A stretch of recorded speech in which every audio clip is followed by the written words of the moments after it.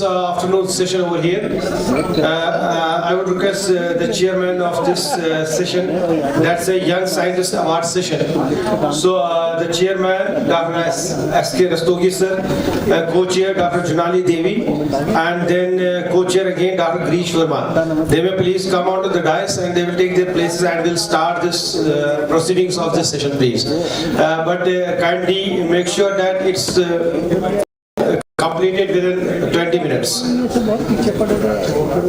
After that, we have one more session as environment and citrus zoology, and session fish, wildlife and poultry production.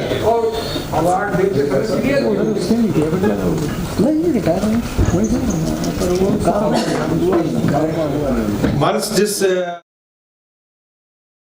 okay, after we take the lead papers from Dr. Mahendra Singh, Dr. Grish Verma, Dr. Azmat Alam Khan, Dr. Sohanveer Singh, Dr. Ganendra Singh. I think two of us will not be available. Is it so? Probably. Hello. Dr. Grish Verma will not be available. Number for that. But you be there, please. Yes, sir. If we can finish it within 15 minutes, then we can have your lecture also there. Yes. If it is completed within 10-15 minutes, then we can have 10-15 minutes for your lecture and then we can move ahead.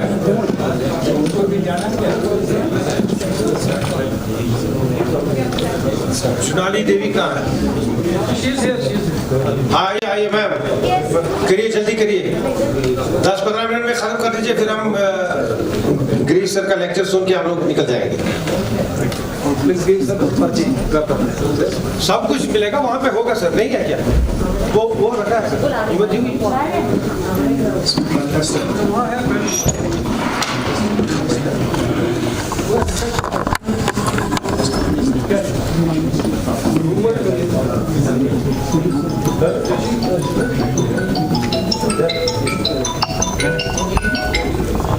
Hello, हाँ बता दिया है वो, देख लो वो लोग guest house पर 33 चलो कोई नहीं।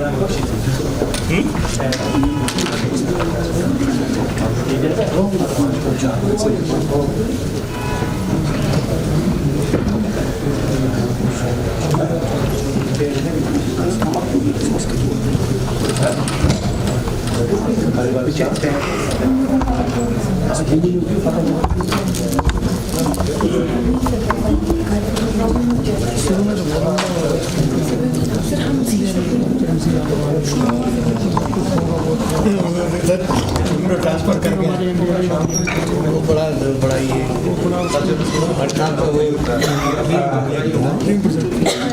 Good afternoon to everyone. पर वो निकला कुछ नहीं। We are starting with young scientist award session. किसी उसको अधिकारी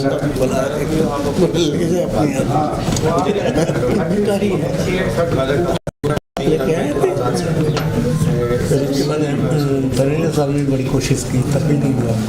In this session, we have three presenters. CI army में वो एक बीएस सोलंकी थे। Only one is available. Jayashri Gogai, is she here? Please come and start your presentation. You have a time limit. 5 minutes. You have to finish. 01 नहीं, exact बताओ ना। 7 + 7 01 So it is 7 minutes, okay? Okay, sir. And 3 minutes for discussion and question answer.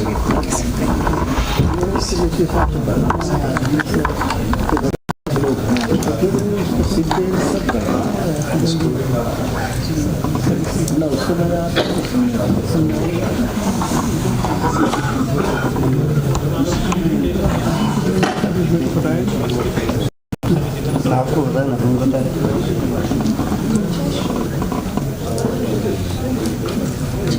मेरा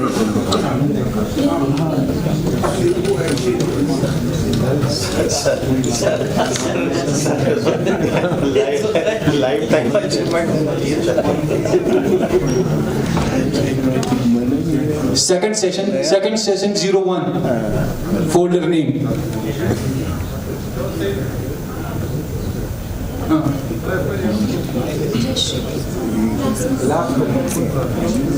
Lost.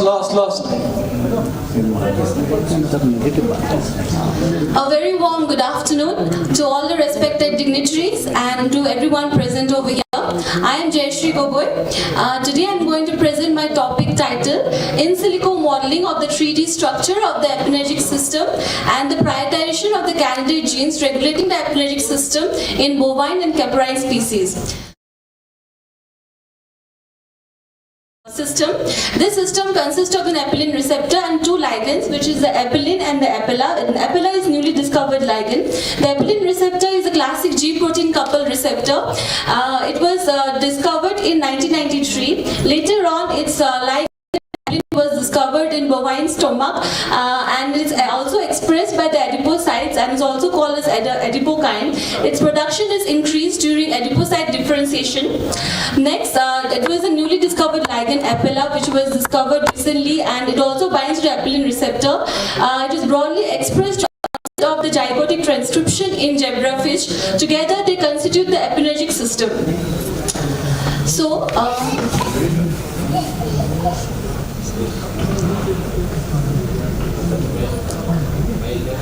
So this system has been characterized in human and in laboratory animals, whereas in bovine and caprine species they have not been characterized. So with wet lab techniques this was difficult, so we use in silico modeling and in silico techniques to characterize this ligand in bovine and caprine species. Proteins, these are all peptides, that is why the proteins are complex molecules. Its 3D structure helps in understanding a lot of functions of its functions, such as dynamics and interaction of the protein, as well as functional predictions. It also helps in future drug designing and future computational experiments using the generated model. So a term homology model can be defined as modeling of the 3D structure of a protein from the structure of another homologous protein whose structure has already been previously established. In terms of the genes, regulating the epigenetic system have also not been studied in bovine and caprine species. So the process of gene prioritization through in silico methods have been applied in this study.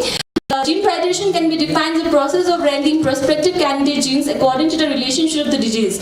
There are four types of computational gene prioritizing algorithms or techniques, such as text mining techniques, network-based techniques, machine learning techniques, and hybrid techniques. So in this study, hybrid technique was used, which combines an experimental validation as well as database resources, which may include literature and gene ontologies. So with this, the following objectives were studied in this study. First, we modeled the 3D structure of the epigenetic system in bovine and caprine species. Also, we prioritized the candidate genes regulating the epigenetic system in bovine and caprine species. So coming to the method, first objectives, two modeling software is used, which is a Swiss model and an Infol server. The Swiss model is a very old modeling server which uses rigid body assembly. That is, it models 3D structure with the help of known homologous structures. First, we selected the Swiss model. The 5 templates were selected for bovine and 3 templates for caprine. The templates were searched in the Swiss model servers. Then all the templates were selected in the alignment mode in the Swiss model. The modeling step was started, and the quality of these models that were generated were evaluated using the Ramachandran plot. And coming to the second objective, which is the prioritization of the candidate genes. First, the 4 softwares we use, that is GPCY and TopGenNet and GeneMania and David. First, we identified candidate genes of our interest in Genie. Then the genes that were identified were converted to human entries, as this software only recognizes human IDs. That's why they were converted in David software, and then they were ranked in GPSY. The neighboring genes which regulates the epigenetic systems were identified in TopGenNet, and the neighboring genes were then again studied and confirmed in GeneMania. So for the results section, first the templates that were generated, and they were first evaluated based on the Ramachandran plot, and the templates which has most number of residues, more than 90% were selected, and the overall quality factor were, in the safe server was also selected. The qualities of more than 90% were selected for the templates, and the templates were again analyzed using the Ramachandran plot. The templates which has more than 90% were selected, that is for both bovine and caprine. These templates were again refined and then evaluated using the Ramachandran plot. The templates at this 97% of Apella bostaurus, the refined structure for bovine apelin receptor and the Capra hircus has all more than 97% has got the quality factor percentage. That is why they were selected. As in the Ramachandran plot for the refined structures, they had more than 90% residues in the favorable parts for both bostaurus apelin receptor and for Apella bostaurus receptor. Ligand, sorry. And for the caprine also, two models were selected, and they had all favorable residues, more than 90% in this part of the in the first part box, and the later so dominated by alpha helix. This is the image generated for all the 3D images that were generated for the models. This is for the caprine species, and the other one was for the bovine. This is a docking study which was done where the apelin receptor and the apelin ligand for both bovine was studied. The blue color represents the apelin and the apelin receptor in the green color, and here again in the Pymol software they were represented. The apelin is in green color and the receptor is in red color. So we also prioritize the candidate genes regulating the bostaurus apelin ligand using GPS. So these are the genes that were top 10 genes that were recognized. This was another top 10 genes which regulates the apelin receptor in bostaurus. These are the top 10 prioritized candidate genes regulating the bostaurus apella ligand. These are the neighboring genes, which were top 20 neighboring genes which were identified regulating the aperitic system of bostaurus, and these genes were ranked based on physical interaction, pathology, predicted genomic, genetic interactions.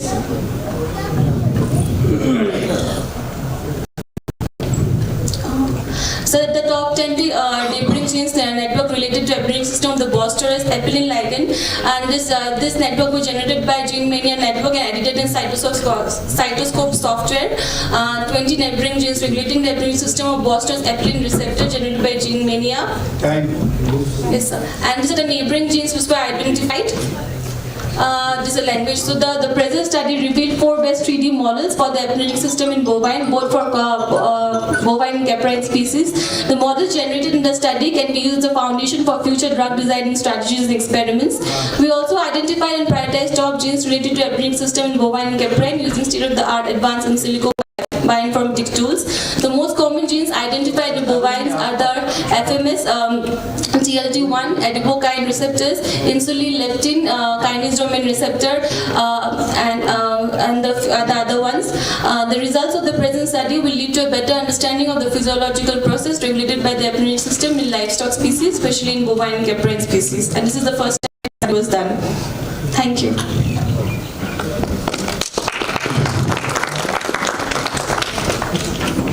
Thank you, Jayashree. Now, few questions can be asked from the audience. For this epigenetic system, but how it works?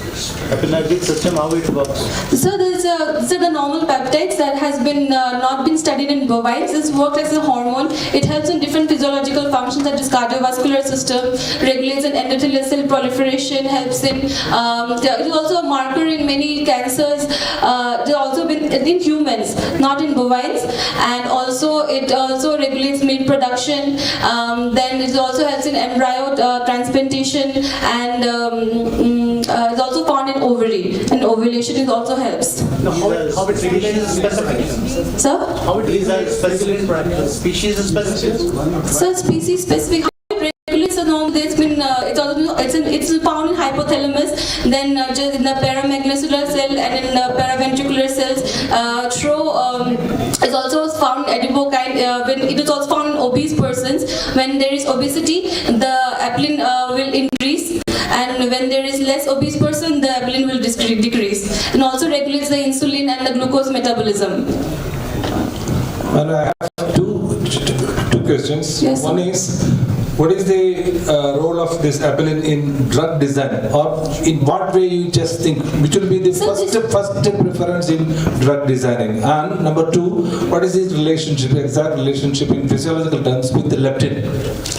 So leptin. So as just leptin is like when there is. So leptin, when there is a saturation of the food intake, leptin also decreases. Then at a satiety level, and in terms of apelin also, when there is an increase in food production, the apelin will also decrease. Synergistic with leptin? Synergistic with leptin. But distinct role. Yeah, distinct role. And also it has an own signaling factor, signaling processing mechanism, but then it has a synergistic role with leptin. Best And also, promise in drug design. sir, it will help in many, sir. It will in many cardiovascular diseases. This plasma apelin has found to increase. So if we target that apelin receptor to just like insulin, it can be used as a drug. Drug for diagnosis or for treatment? For treatment, sir. Okay, thank you. Okay, sir. Any other question?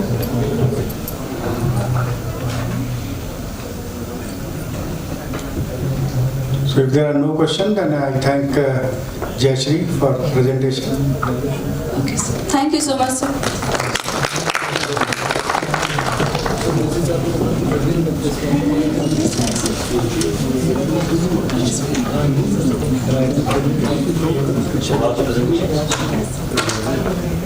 Thank you.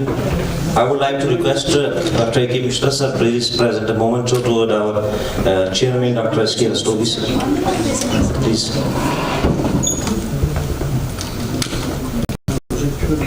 Other two are not present, so this session is over. I thank the co-chair,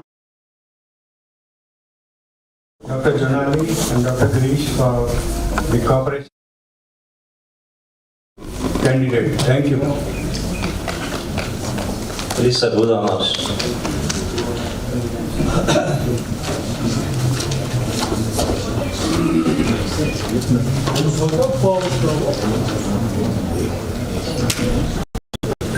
So,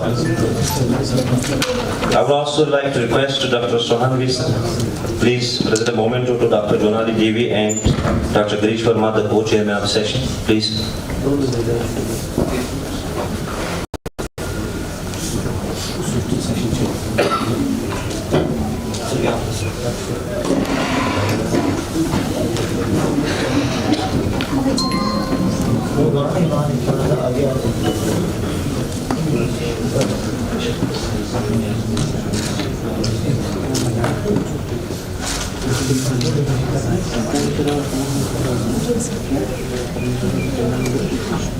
Thank you, sir. Thank you very much. Okay. Once again.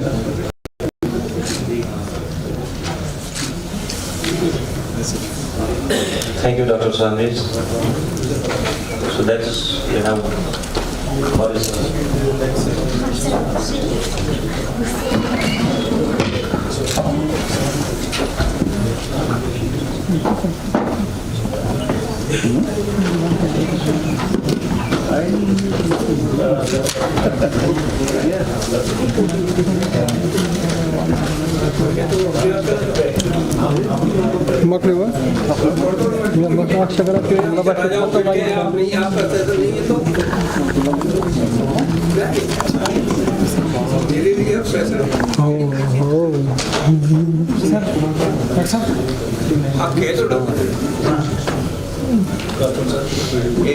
Please start the next session. My wife also need to just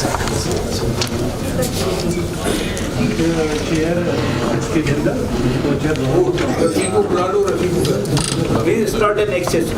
okay, welcome.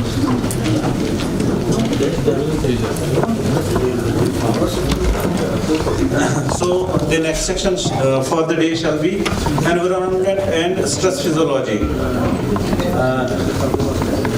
It's a session of lead papers. I would like to request the chairman of the session, Dr. S.K. Jindal, and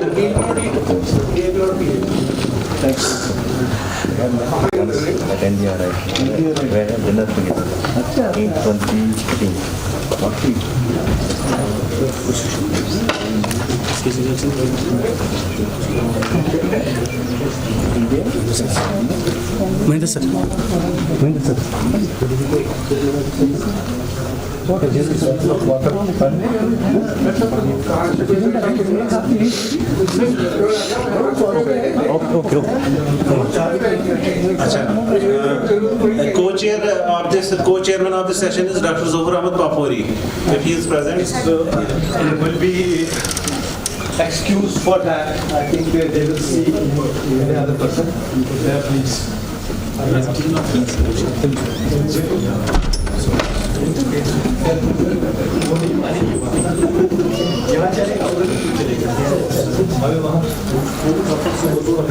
Mishra साहब आप चलिए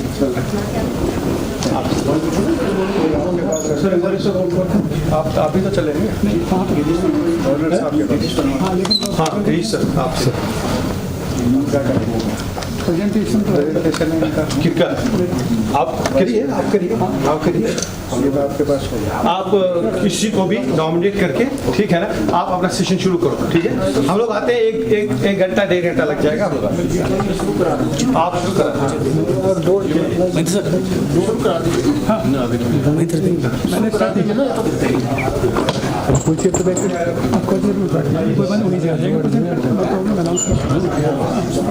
ठीक है कहाँ शुरू करा दो ठीक है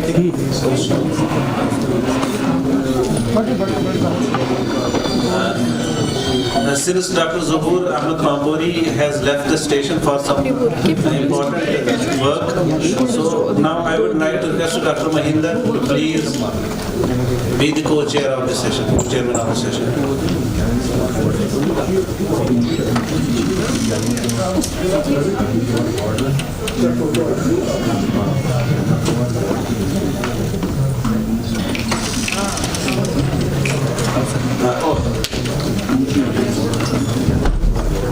Or to chair for further proceedings.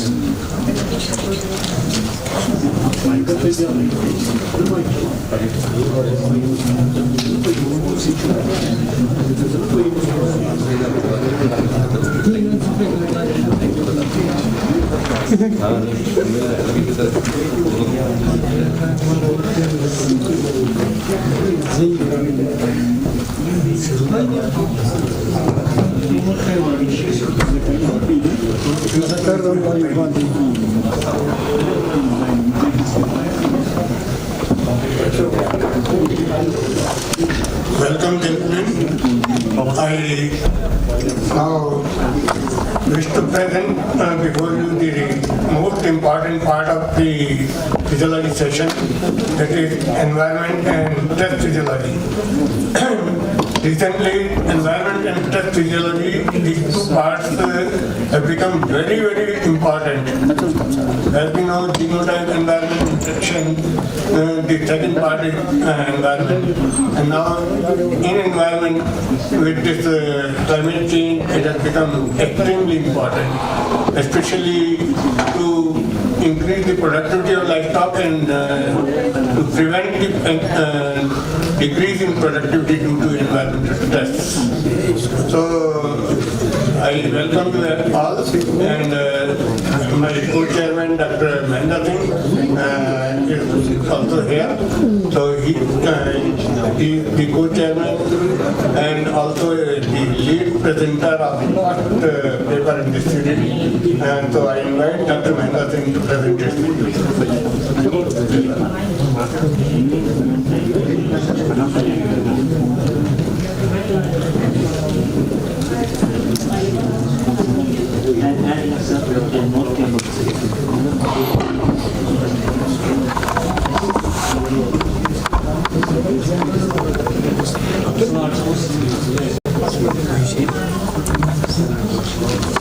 Dr. Mahendra Singh, please. take note of one thing. Dr. Mahinder Singh.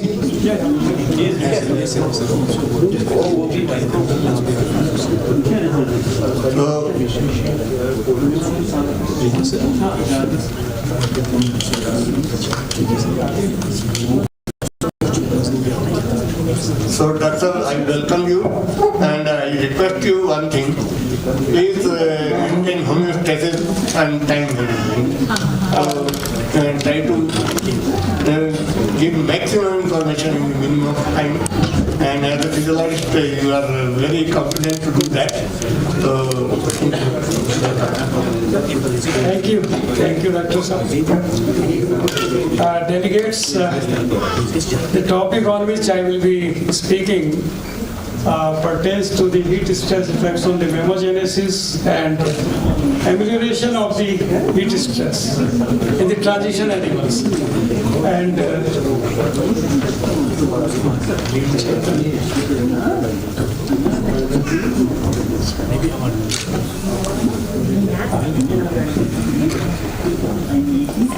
so heat stress, you know, it is a global problem. Global warming is there. And every aspect of the livestock, including the human beings also, they are suffering in one way or the other way due to the extreme climatic conditions and the changes which are taking place during the recent last 1 decade. And you know that the dramatic changes in the climate, extreme snowfall, extreme low temperature, high temperature, and the rainfall, all have created problems not only for the humans, but livestock is also suffering. And when we refer to the climate, it refers to all the factors, including the last one, which is very important because most of the factors we don't control. But you see that the last one, the peoples, it is concerned with ourselves. And here you see that all kind of the industrial growth, all kind of the heat emissions, maybe from the air conditioners and other equipments, and they are adding to the global warming.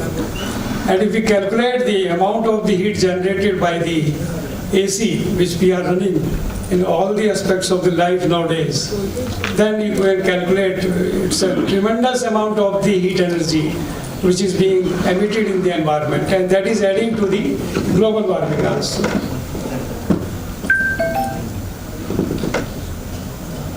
Okay, so warming of the atmosphere impacts the worldwide cattle production in terms of the health, welfare, productivity directly, but we are concerned more about the quality and the quantity of the fodder and the feeds which are already scarce, and thus global warming is also having a great impact on the availability of the green fodders. Okay, and if you see the global change, you will see in this picture that it is the 0.2 degree Celsius temperature, which is right from the 1980 onwards. Before that, we have the minus temperature. But from this point, 1980, there is a drastic change in the climate, and this dramatic increase continuously, it has created the problem. Now, as far as our country is concerned, if you see again 0.0, that means the 0 degree centigrade temperature, we have the minus 0.1 only. Before that, it has reached to 0.6 to 0.8. So again, it indicates the global warming here, and this is impacting the health of the animal. If you see the India, we have the least effect, because if you see the darkness of the color, you will find that the Indian contingent is still, that has not been much impact, but worldwide we have the very high impact of the global warming. So we have a major threats for the survival of the various species. The ecosystems, they are changing, affecting. The livestock production system as a whole is affected. And we are concerned with the increase in the temperature of the earth also by 0.2 degrees Celsius. And again, the surface temperature. 1.4 to 5.8. That is a very dramatic figure. And all these changes are putting the animals out of the thermal comfort zone and putting the overheat that's leading to changes in the physiological indices, the rectal temperature, respiration rate, pulse rate. And you see the heat loss and heat gain, it is creating the problem, the imbalance. Okay, if you see simply, yeah, that's it. इसको देखें.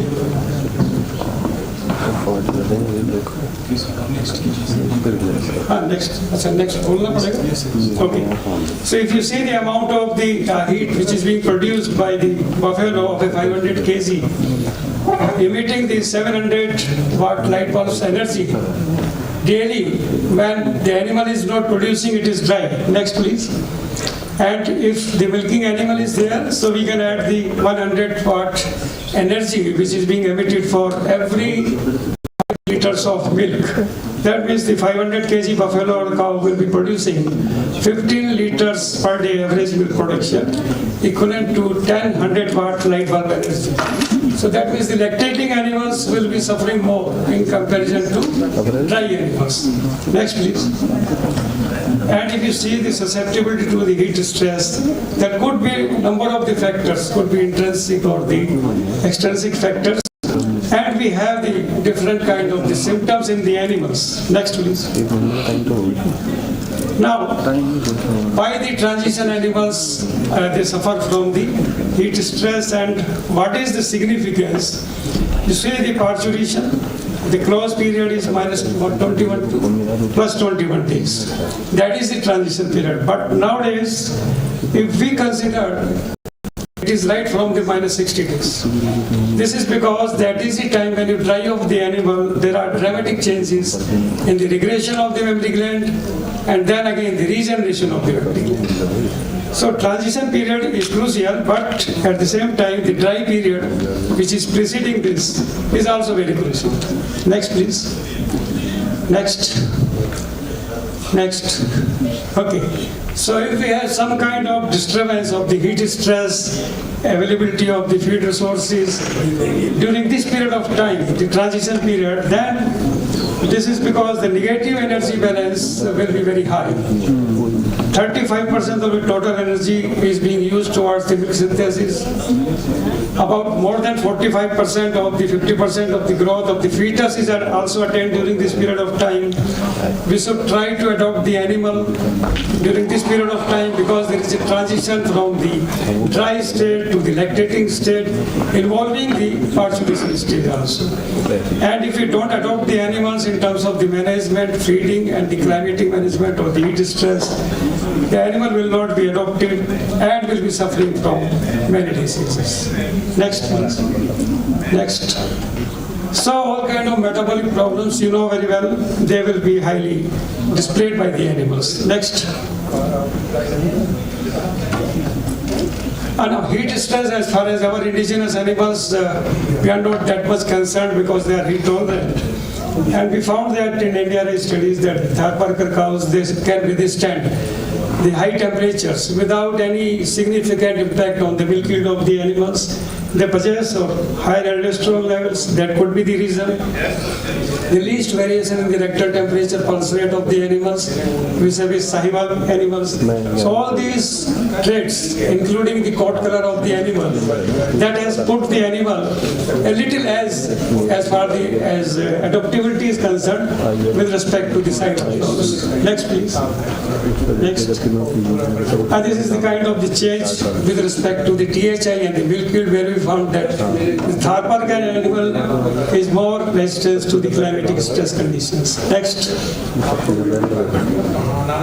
So heat stress during the dry period will be having an impact on the mammary epithelial cell. That is our main concern as far as the lactation is concerned, as far as the preparatory stage of the lactation is concerned. But there are reports that there is no effect of the adipose tissue. There is a higher rate of the fatty acid synthesis, and at the same time there is an extra mammary protein mobilization from the animal body that may impair the nutrient availability to the animal, that may impair the memory growth, and that may impair the lactogenesis. Next. Okay, so when we have the heat-stressed animals, postpartum animals, the number of epithelial cells, they are affected. That is the main concern. And the secretory activity per unit of the epithelial cells, it also goes down. So number of the cells and their secretion activity, that both the things they are adversely affected. And but the good thing is that this is not irreversible changes, these are the reversible changes. So but the number will not change. Secretory activity may be changed depending on your postpartum management of the animal, but at the same time the number will not be changing because they have been affected. Okay, next please. And this is the process, these are the kind of the changes that may take place when the animal is evoluting, evolution phase, early try phase of the animal.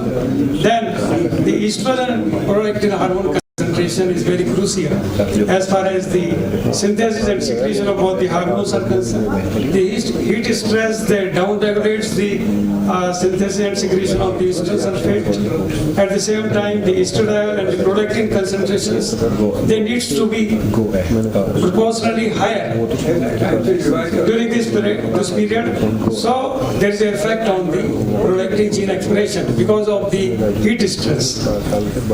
And on account of these alterations in the endocrine profile, there will be a compromised placental development, and that will lead to low estrogen levels, secretion of the hormones, both progesterone, prolactin, that is also important. The decreased memory blood flow on account of the heat stress also impairs the availability of nutrients, and the expression of the heat shock protein is more because of the cytoprotective role. And then the anti-apoptotic properties. Apoptosis is the natural process when you dry the animals. So number of the cells, they don't regress on account of the heat stress. So it impacts the mammary gland.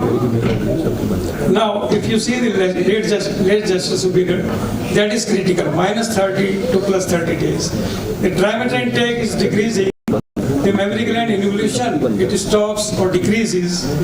The progesterone cortisol levels, they are high.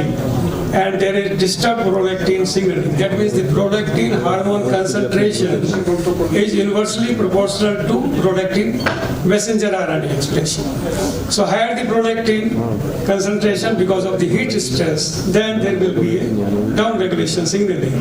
And there is a more secretion of the hormones, and 60% of the birth rate, and you see the fetus growth at a faster, that needs more energy, but that is also not available because of the decreased dry matter intake. So we have this disturbance in the lobular growth, the alveolar morphogenesis is affected, the ductal growth is affected. With the result, we have the more non-parenchyma tissue, and the secretory tissue is less, and the mammary epithelial cell proliferation also declines. And at the same time, there are changes in the mitochondria of the cells also, and we have the very less number of the alveoli and the less memory growth. With the result that in the postpartum of these animals, after parturition, we have the less milk yield. Next, please. So let's. Okay. Next. So there is a regulation of the apoptosis signaling, and that part is always affected by the high temperature. There are changes in the alveoli, microstructure is also disturbed, cellular turnover is also affected, and you have all these kinds with the result that you have the 4 kg less cholesterol. That means the calf growth is affected, and then the availability of the cholesterol is also there. So there are all chances that the calf will not be having the normal growth, or there could be more motility in the calves. Then the lactating mammary glands microstructures is entirely changed. That is more crucial, and this will also lead to less synthesis of the milk, less expression of the enzymes which are related with the milk synthesis. Next. And particularly the before parturition stage, minus 15 days to 10 days, it is very highly crucial also. Next please. Okay, so late gestation heat stress cows, born heifers, they will give the low milk weight. That has been found. And the maternal environment, it also influences the mammary gland development. This is very crucial because the maternal environment is also affecting the offspring. And the heifers which are born from these cows, they will be also producing the less milk. That means there is an adverse effect on the mammary gland growing in the likely born heifer is also affected, not only the mother. So that is very crucial. That's why we have to take the appropriate measures so that there is a heat stress alleviation. So we have the decreased impaired mammary functions, then the autophagic proteins expression in the early dry period, then the mammary epithelial cell proliferation is affected, nutrient availability at the mammary gland is affected because of the heat stress. We have the reduced mammary growth, less capacity of the mammary epithelial cells, less number of the cells, and finally the less milk. Next. So what are the strategies to minimize the heat stress? We have to ameliorate the heat stress in these animals. And we have the physical modification of the environment. This could be practiced by the farmers, by the organized herds, so that at least we can minimize, if not correct it fully, the heat stress impacts on the dry mammary gland of heifers. So we can have the shelter and the cooling effects, we can manipulate the feeding measures, and we can develop the genetically suited breeds which can tolerate the heat stress. Next, please. So shelter, if you see, the best shelter for the farmer is the tree shadow. So beneath the tree canopies, they are very important. And if you see, the large gathering of the animal is there. And we have found out that there are about on an average 4 degrees centigrade low temperature in the vicinity of the animals, where the tree canopies or availability of the tree around the paddock or the shed is available. So this facilitates the more cooling. There is a natural cooling required for the sheep also, for the cattle also, for the calf also. And that is the kind of the practices that our farmers, they are using. Next please. Next. Okay, next Karim. So elevation of the heat stress can also be that there should be less overcrowding. So there is no overheating of the animals on account of the shelter or on account of the respiratory heat emission. The hygienic condition most important, and well ventilation is most important, where you can manage the animals, but there should not be overcrowding. The thatch and shelter made houses or shelters, that gives more comfort to the animals. This we have found in the survey, the Odisha, Bengal area, and then the Gujarat and some part of Rajasthan. So shelter also has got, this is very cheap also, but the problem is that with the rainy season, there is a growth of the molds and fungi and all these. So you have to repair it or correct it accordingly. Next please. And the modern state of the art, the farmers or any organization can build, that will also be fine. The effect of the ceiling fan, it helps in the amelioration of the heat stress, and if you provide the sand bedding, that gives the comfort. So this can be tried. Next please. The buffaloes, you have the foggers or mist coolers or mist plus fan cooling, and that gives the effective evaporation measures to the animals. So there is a heat loss, the animal gets comfort, and you have more milk in these animals. But this can also be tried and have been tried in the dry animals, where there is a positive impact on the mammogenesis, there is a positive impact on the enzymes related to milk synthesis. And the buffaloes, especially, they need the ponds for the wallowing. And of course, when we give the foggers, mist or fan, we say is the pond water, then definitely the pond is more effective in heat stress amelioration vis-a-vis the mist and fogs. Next, please. And this kind of the reduction in the feed intake, 15 to 20%, is reduced, is compensated, and we have the increase in the dry matter intake and the different kind of different ranges of the milk yield. That is the 12 to 15% or 20% reduction in the dry matter intake, 12% to 20% decrease in the milk yield on account of the increased physiological indices. All these becomes normal, and the endocrine profile in terms of the thyroid hormones or the growth hormone or the prolactin, cortisol, these hormone levels also normalizes on account of the cooling effect. So overall, we can sustain the milk production in the lactating animals. And then therefore, seeing the advantage of these effective measures of cooling, they have been also tried in the dry animals. Next, please. Next, Karim. So effect of cooling in the dry period, if you see, the evaporative cooling animals, after parturition, they produces on an average 4 kg of more milk yield.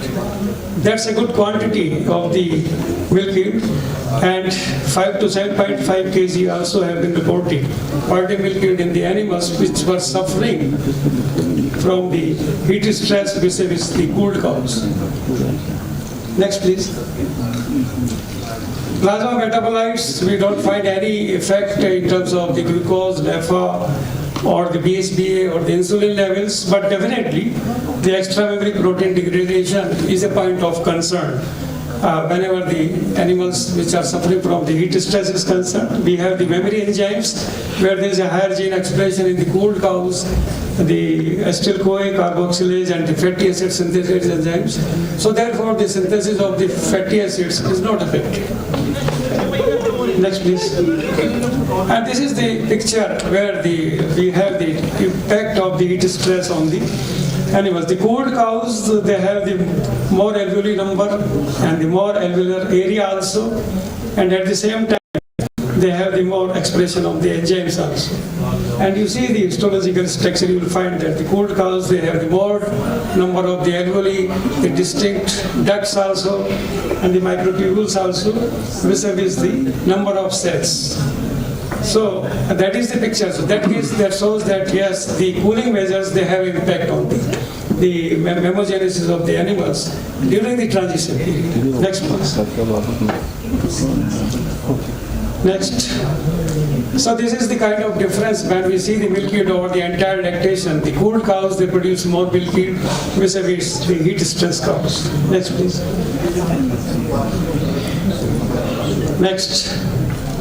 So you can improve the impaired mammary gland development, and all the authors, they have reported that yes, cooling of the animals during the dry period, transition period, it has got a very significant impact on the milk production performance of the animals, and they produce the more milk also.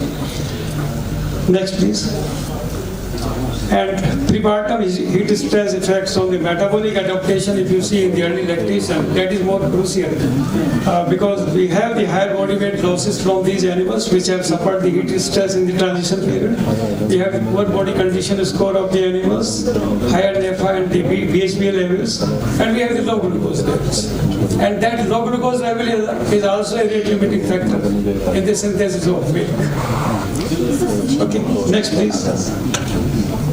Next. Okay.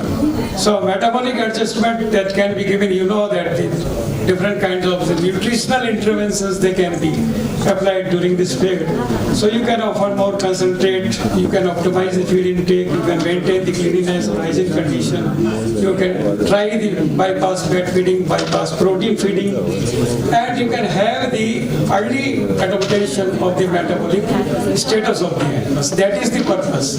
The negative energy balance which was created around the parturition, that can be corrected within 15 days postpartum period, and you can produce the more milk. So bypass fat feeding, it has got the persistency of lactation is improved, and you can harvest more milk from these animals. And at the same time, This indicates, yes, there is a early metabolic adaptation from the this negative energy balance. Okay, next please. Okay, so dry period cows, they are severely affected due to poor quality of milk, and that factor can be corrected also by providing the mist and fan cooling. And all these parameters, poor fetal growth, mammary gland growth, that can also be corrected. Next please. Okay, so we have various indices which can be used for determining the heat stress. Dr. Sonu is an expert in the climate physiology, will be delivering and will be speaking on this aspect. But you see that this individual animal, if you see the animal individually, it's a very exhaustive work. And the observations is also human based. Okay, may not be characterizing exactly what kind of stress is there, what kind of parameters are affected. So we need the skilled persons to judge also the heat stress on the animals. Next please.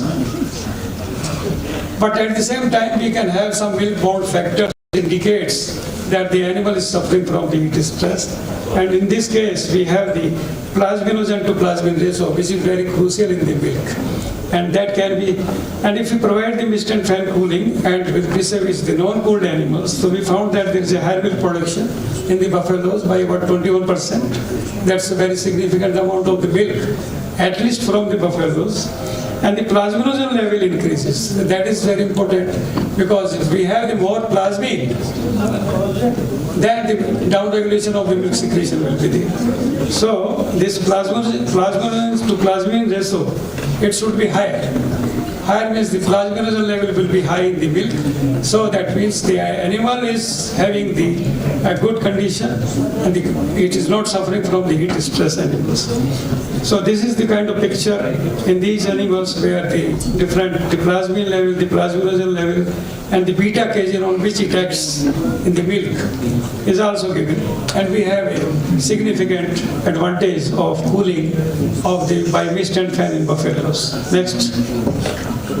Next please. Now last slide.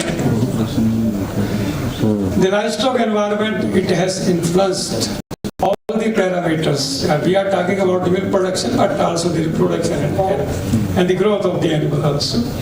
So probably we have to define the environment. First we should define what kind of the stress is there, whether it is hot, dry, hot, humid condition stress, or it is a winter stress that also affects. So you define and you do nothing.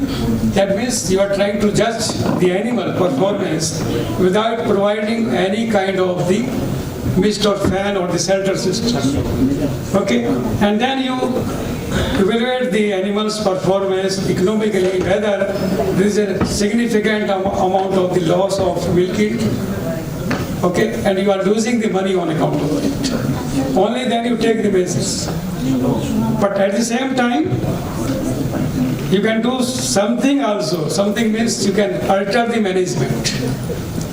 You can apply your mind and you can stop producing the livestock because most of the people, they leave the animals also. But at the same time, you change the operations which are there, maybe feeding, maybe shelter management, or you identify and manage the breeds which are heat tolerant, or otherwise you modify the environment which matters. The mist and fan cooling or the shelter management. So manipulate the microenvironment in the shelter and relocate the area, or otherwise you can shift the animals during the stress condition to some other location where they are not feeling that much kind of stress. Okay, and then you have the improved production performance again on account of adoption of all these methods or the measures. And then find out what kind of the improved production performance is there of the animal. And then again economic evolution. And based on this chart, you can take the management decision whether the animal has to be given the mist fan cooling, or there are shelter alterations, or shifting of the animals to some other location where you have the more number of the trees and all that, and find out the management decisions. Next please. So finally, we conclude that you maintain the dry matter intake, avoid the overfeeding, optimize the comfort, and address the general element, health of the animal in any season, but mostly and surely, importantly, it is the heat stress season. Next. So thank you all for the questions. Thank you, Dr. Bhanati. You have presented a very enlightening and outstanding lecture on which has got lot of managemental implications. I will suggest that you expand it in the form of a book, which is adaptation of heat stressed animals. It can be a possible title, because the Hafez book, adaptation of domestic animal, is very old and not revised yet. So your book will be a very good contribution. One small question, that the asbestos has been banned for its carcinogenic properties for animal housing. So let us take the cue from European countries where they have banned it, but in India it's still there. And thirdly, if there are any questions, we can get to next. Already you have taken half an hour. So let us move to next speaker. Thank you so much, sir. Thank you. Thank you so much. So if Dr. Girish Verma is here, he may come on the stage and... He is not here. Then Dr. Ahmad Alam Khan, if he is here. Sir. Welcome, Dr. Ahmad Alam Khan, for your presentation.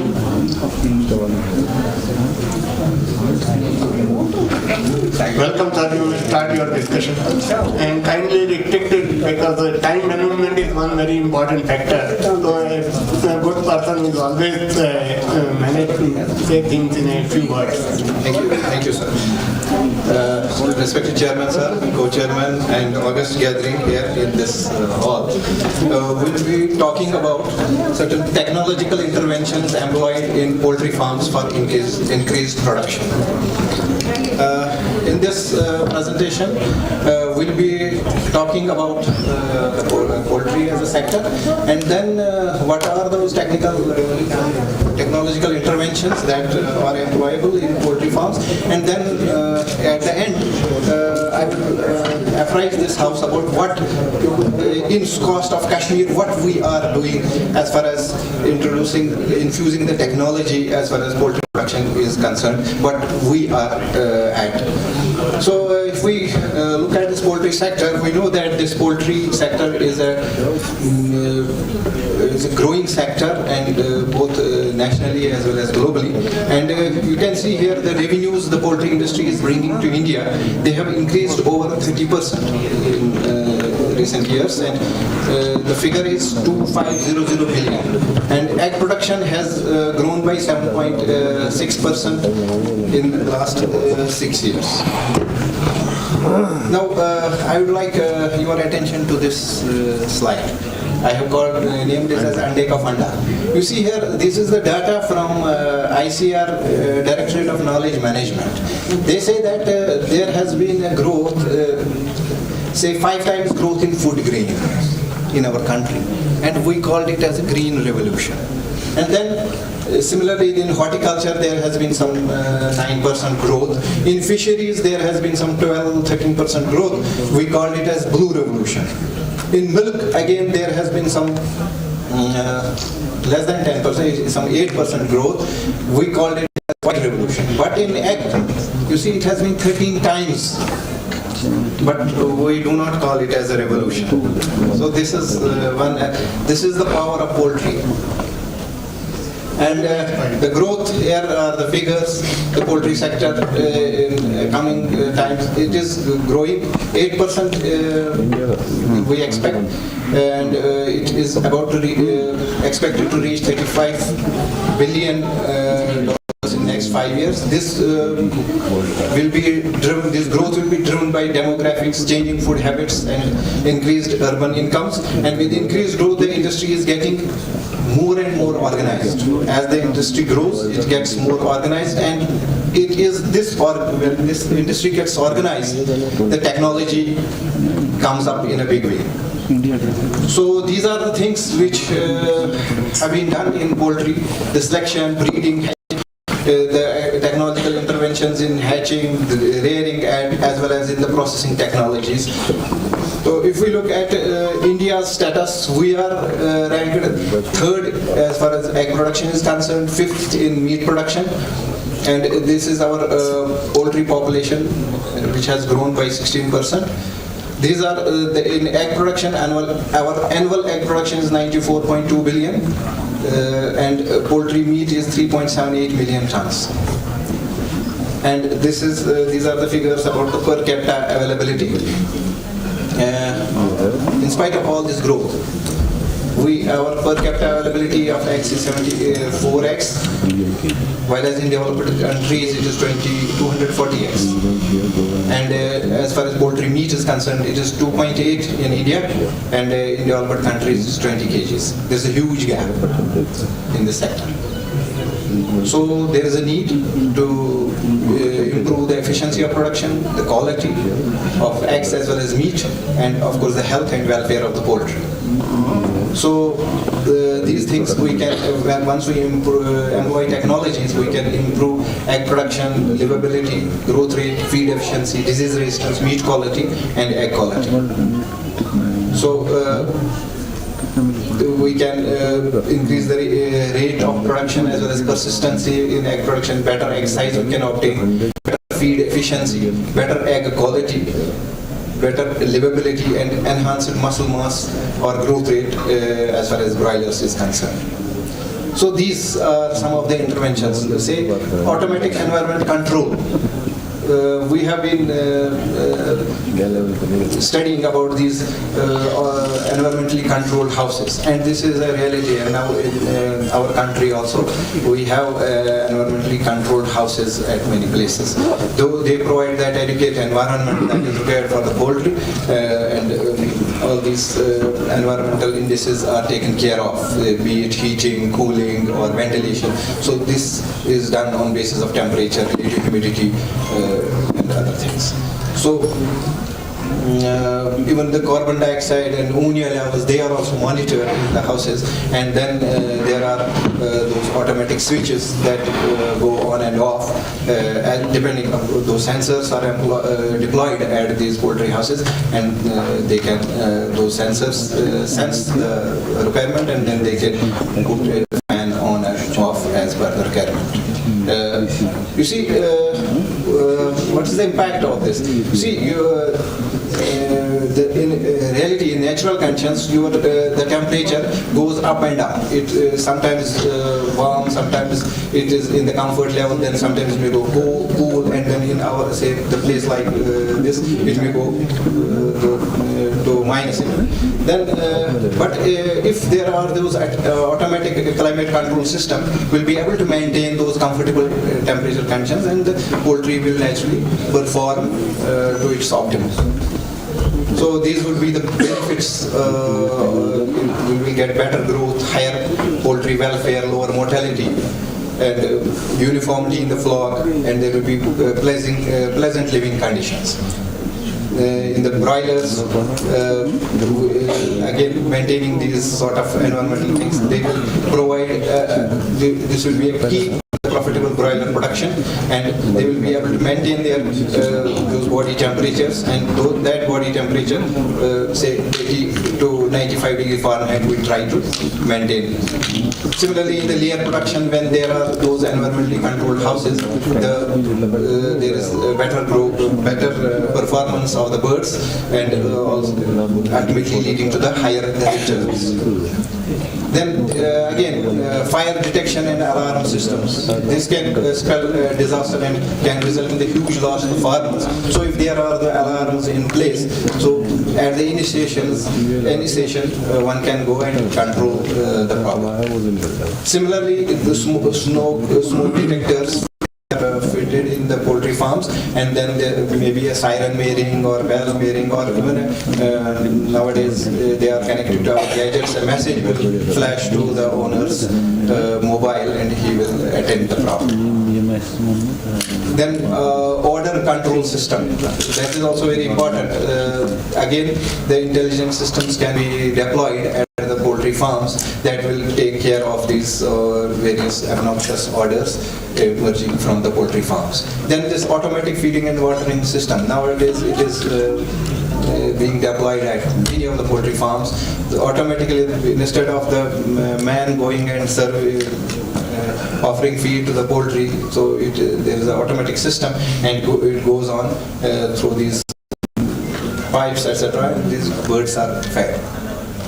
So in the broiler farms, if such systems, they lead to higher feed conversion ratio, and there is very negligible feed wastage. In the breeder farms, again, there we require accurate feeding, and that can be also ensured, because there we need to take care of the body weight. So accurate feeding can be done through these automatic systems.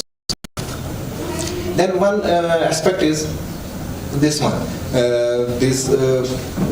Feeding as per the requirements of the birds, where the silos are there, and they will go, and the feed will automatically go to these hoppers as per the requirement. These many grams are required for a bird, and accordingly there are these many birds in the house, and accordingly the feed will go into the poultry houses, and that will. Similarly, this alarm system we talked about. Now I have listed some 8-9 things, the technologies that is being infused into the poultry sector. This is one through 3D printing. This bird has got its legs, which it didn't have.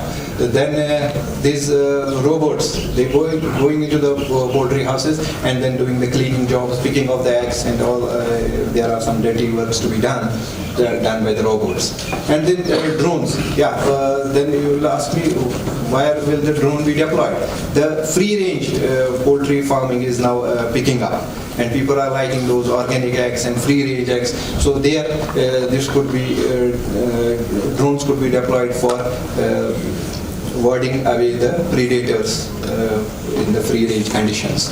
Then lot of sensors are being developed. The sensors are being developed in the poultry farms for sensing the temperature, feed requirement, the citrus levels, and other things.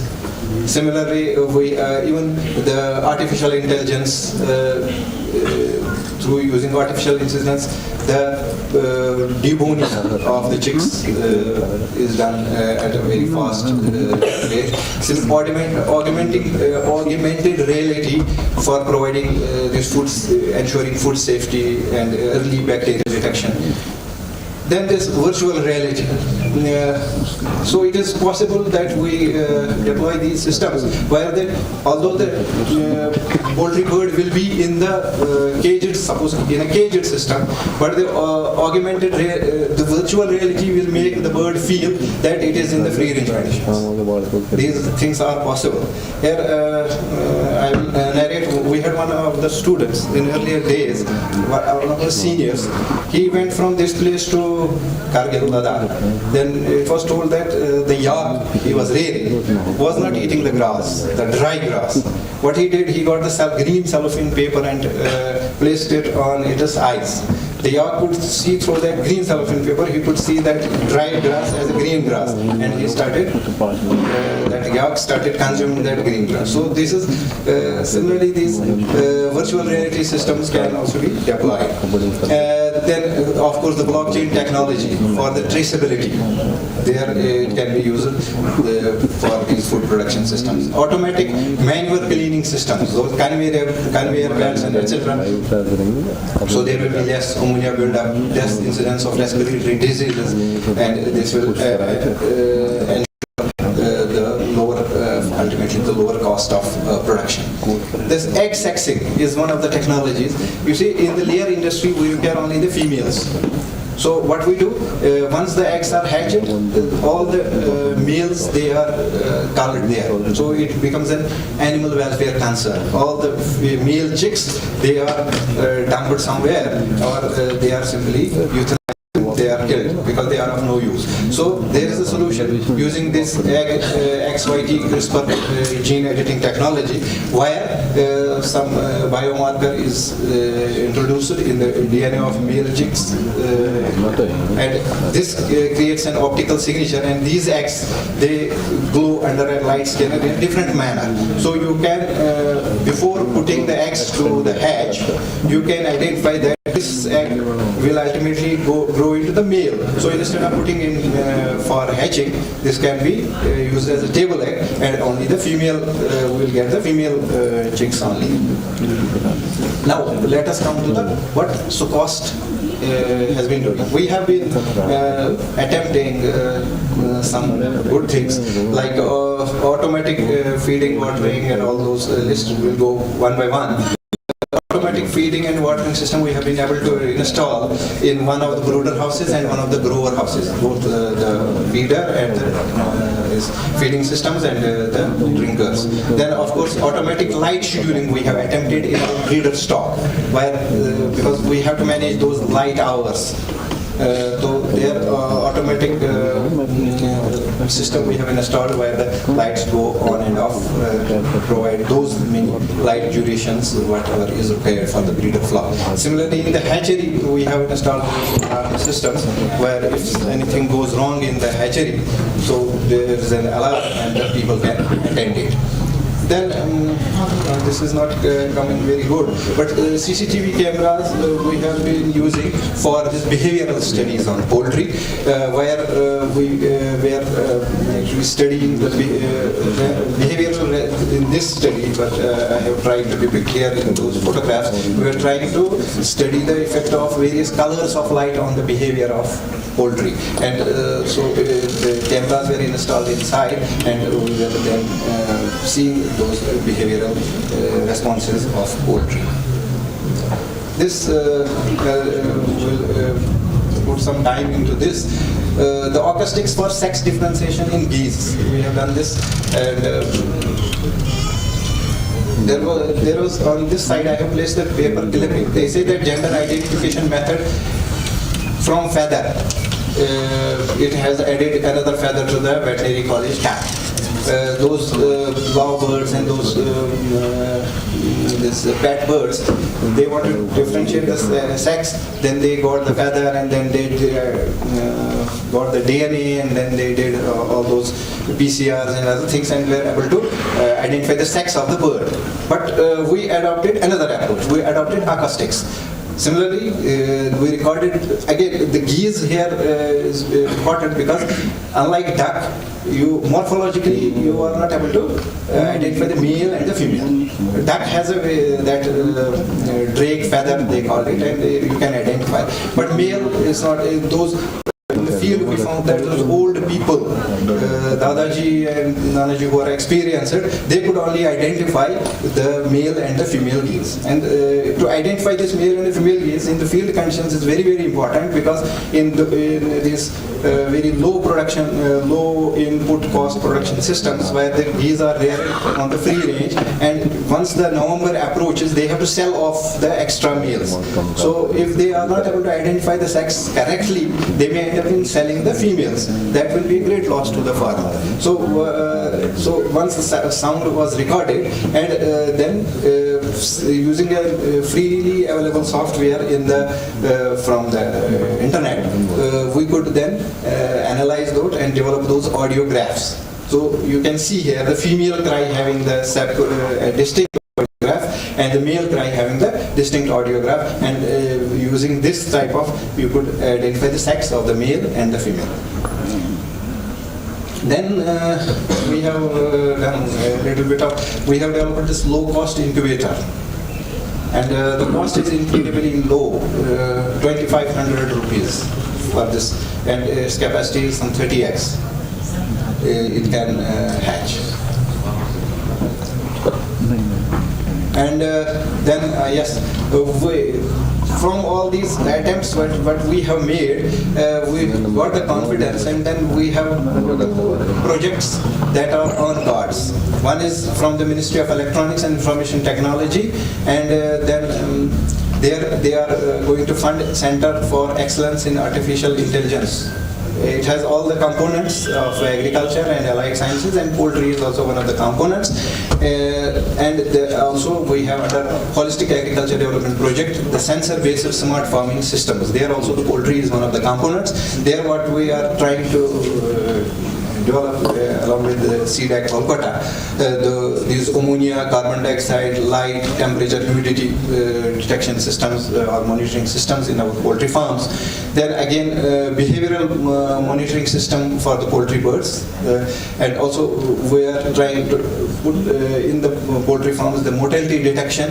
Once there is a mortality, of course, it may remain for hours in the poultry farm, then it will get deteriorated and putrefied. Instead of that, once there is a mortality, the system will sense, and at least the person can go and collect that mortality in time. And then bird distribution within the farm, that we are planning, that it will raise an alarm if there is unusual bird distribution. Say if there is birds are flocking together, that also sometimes causes great loss. So that we will be able to get. Similarly, in the hatcheries, if we can automate this egg grading or classification of the eggs for soundness, shell cleanness, egg weight and egg size, then we can also try to automate the egg handler. Again, what we used in the geese, we will try to attempt in the chicks. The chick sexing is also of very importance, and nowadays we don't have many egg sex, these chick sexers in our country. So this we deploy technology there and go for gender identification of these day-old chicks using the acoustics, and similarly the grading of those chicks. Then of course the bird monitoring system, that will give an idea how the farm is running, whether the growth is going on in a proper way and stuff. These are some of the things which are on the cards, and through these projects of Ministry of Electronics and also of our Holistic Agriculture Development Project. So this was all about the poultry. Thank you very much. Thank you, Dr. Khan, for a very excellent and enlightening presentation. I'm spelled out to say a few words, but I'll still say, sir, what initiatives you have taken in automation of poultry production in SKUAST-Kashmir is really commendable, and I think it is one of the extremely few places where such initiatives have been taken. I think even Central Avian Research Institute, Ajat also is not on the par with this system. Thank you. So that way I congratulate you for taking the lead in new important areas, and what your presentation was, it was giving what will be the future of poultry production in the country. But I have got few suggestions. One thing is, I think we are nearing the plateau of poultry production, but we are not increasing at the same level in poultry product technology. We produce more, but we cannot use it or export it or transport it or logistic. Those things also need to be equally taken care. Certainly. And I think that is one area which we are lagging behind. Second thing is, you said that we have increased 39 times in poultry production. But some say it is because we were very extremely poor earlier, so we could increase 39 times. But we can still improve that way. Third thing I want to say is this automation procedure thing which you have shown. I find that many of the things, automatic instruments or gadgets or other things, we are importing from China. And especially plastic in poultry production is on increase.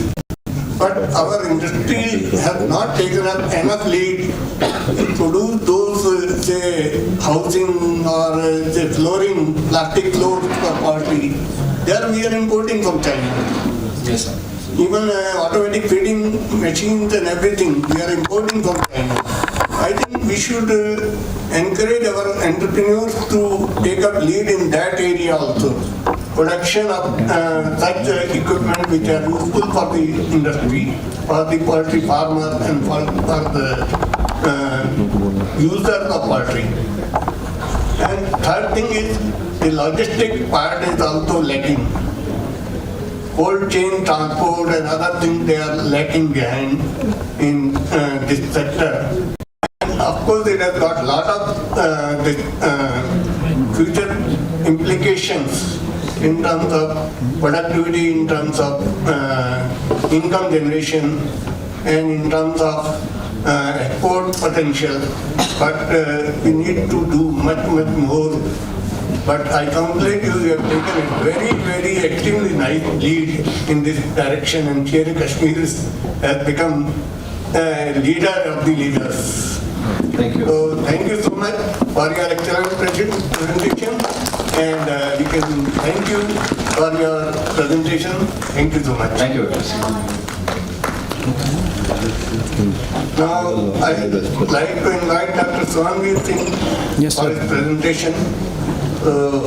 Finally, my again same request, being a physiologist, excellent physiologist, outstanding physiologist and outstanding environmental physiologist, you should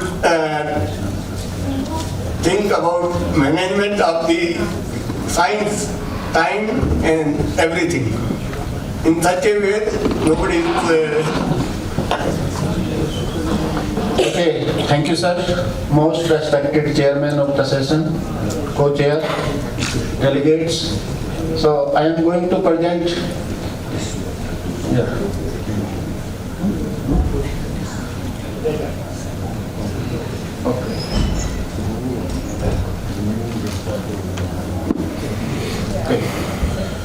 So my topic of presentation is the impact of the extreme weather events on livestock production and health. So as we are all aware that this climate change and these extreme events, they are increasing at a very faster rate, and it is expected that in the coming years that due to this global warming and this extreme events is further going to increase.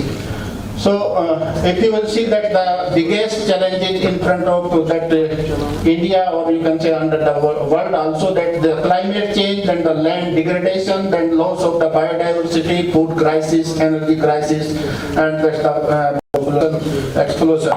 So, we are that in the population, human population, we are number one in the world at present.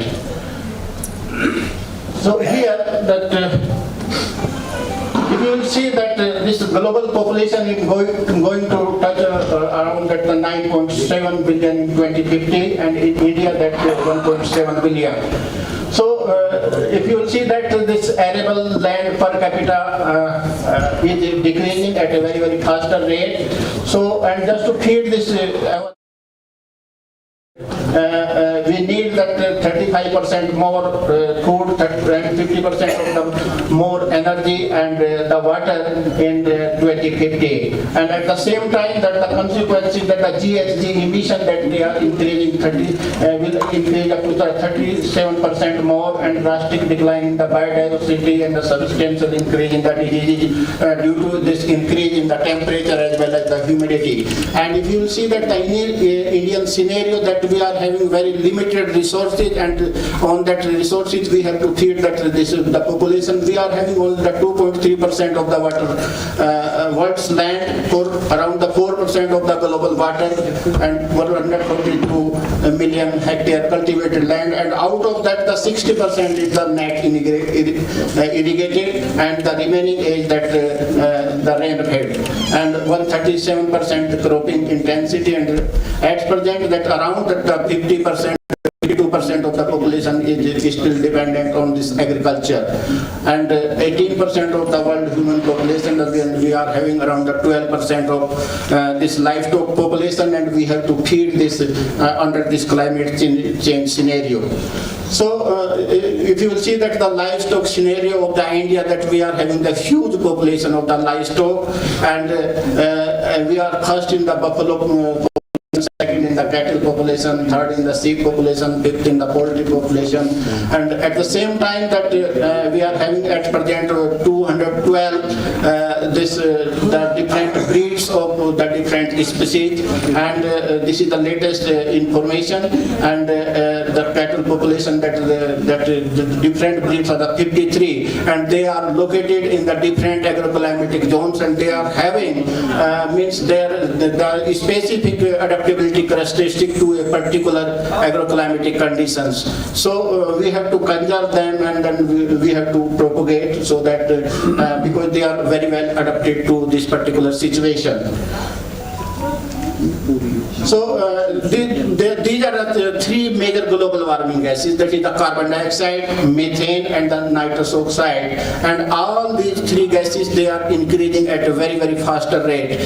So if you will see that we are much more concerned about this methane, because this livestock are producing that through this antic fermentation the methane is produced, and this methane is having around that the 25 times more global warming as compared to the carbon dioxide, and this nitrous oxide that is also that contributing towards that the global warming, and the major source of this nitrous oxide is that the nitrogenous fertilizers which are used in the agriculture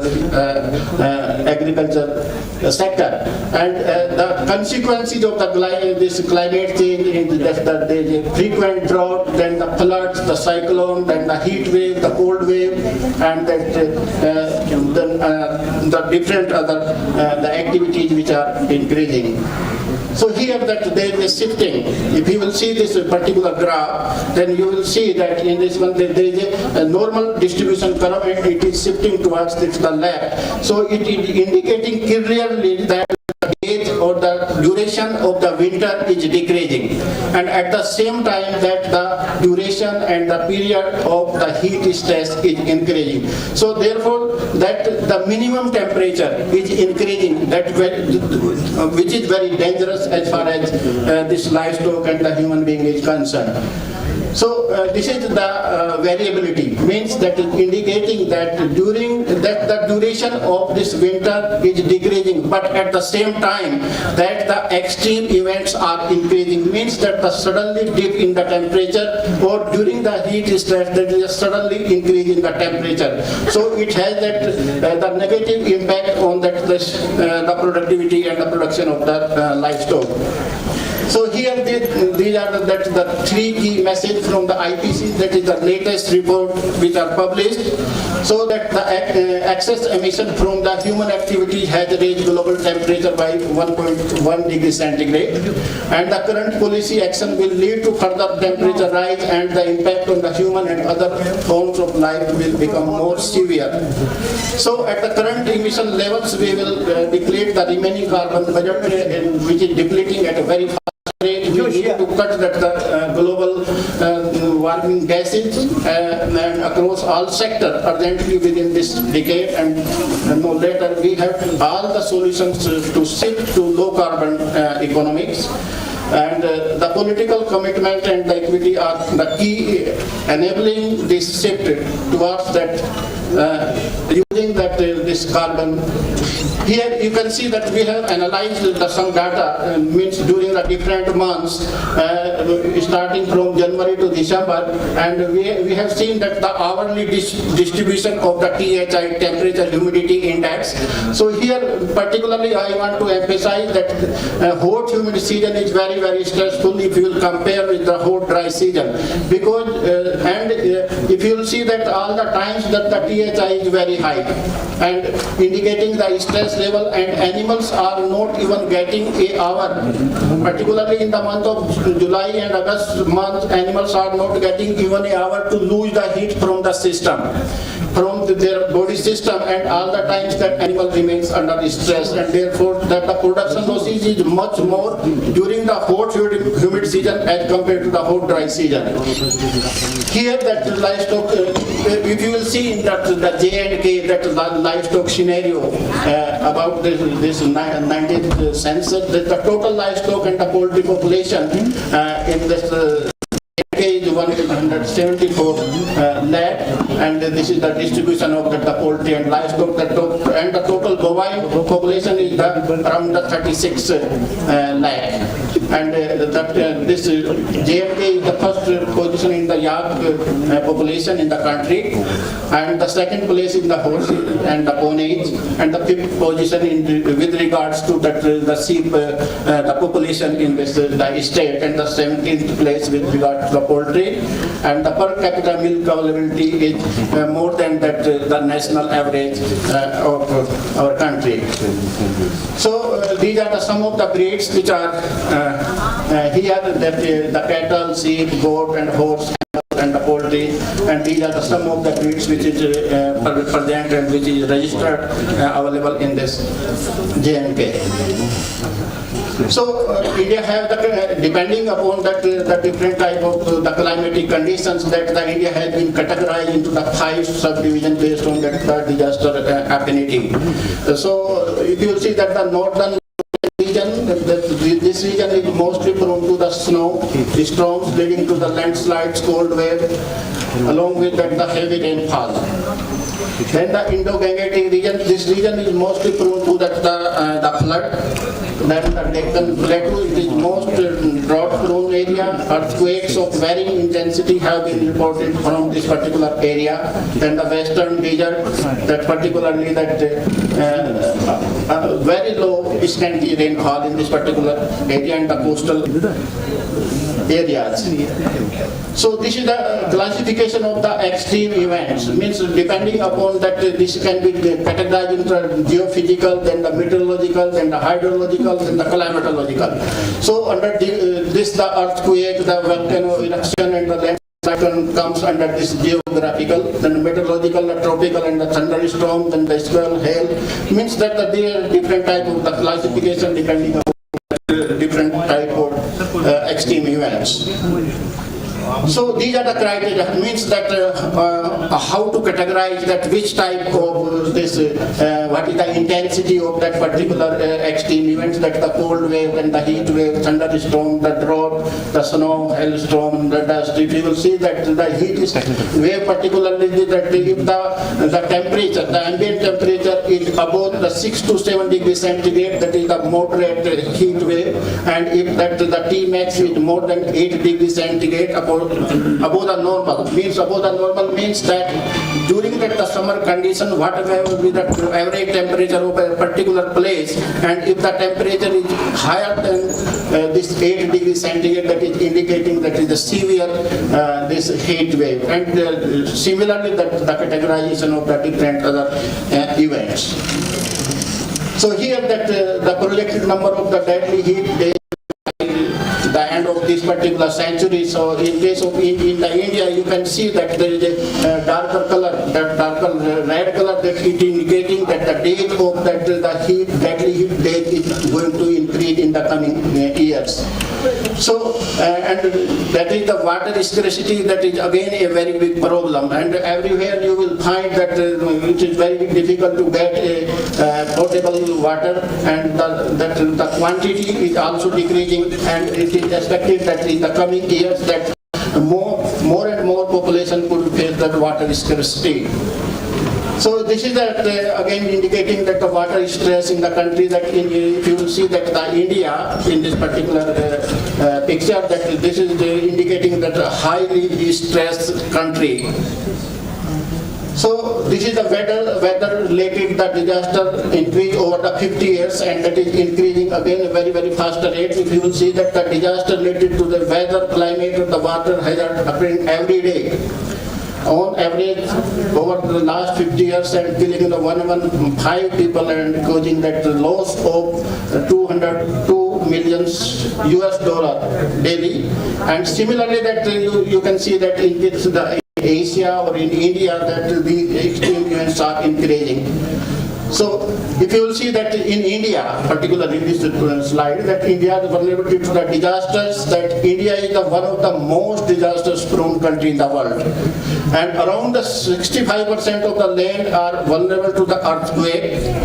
70% of the land under the cultivation prone to the drought, 5% land that is 40 million hectares to the flood, then 8% of the land that is the 8,000 kilometer coastline to the cyclones, and similarly that you see the 50 million people affected annually by these different type of the disasters. So these are the extreme events in India during this recent past, that is 2022, that India's weather disaster introduced that on 314 out of the 360 days India experienced that the extreme weather events, and they were spread over the different states and the union territory, and these are the different type of extreme events are shown in the different states. So you can see that in the different type of these extreme events and which are affecting that the livestock, the human being, and everybody is affected by different events. And these are occurring in the recent past in India, and these are some of the latest extreme events that in June 2013, the Uttarakhand disaster is registered as the most worst calamity of its kind. Then September 2014 in the J&K, that the flood was the worst flood recorded in the state in the last 60 years. And similarly in the different parts of the country and the different states are affected. Here these are, I have given that some of the information which we gathered from the literature. So you can see that the year-wise that these extreme events are increasing, and the lives, human beings and the cattle and the house damage and the crop area are affected.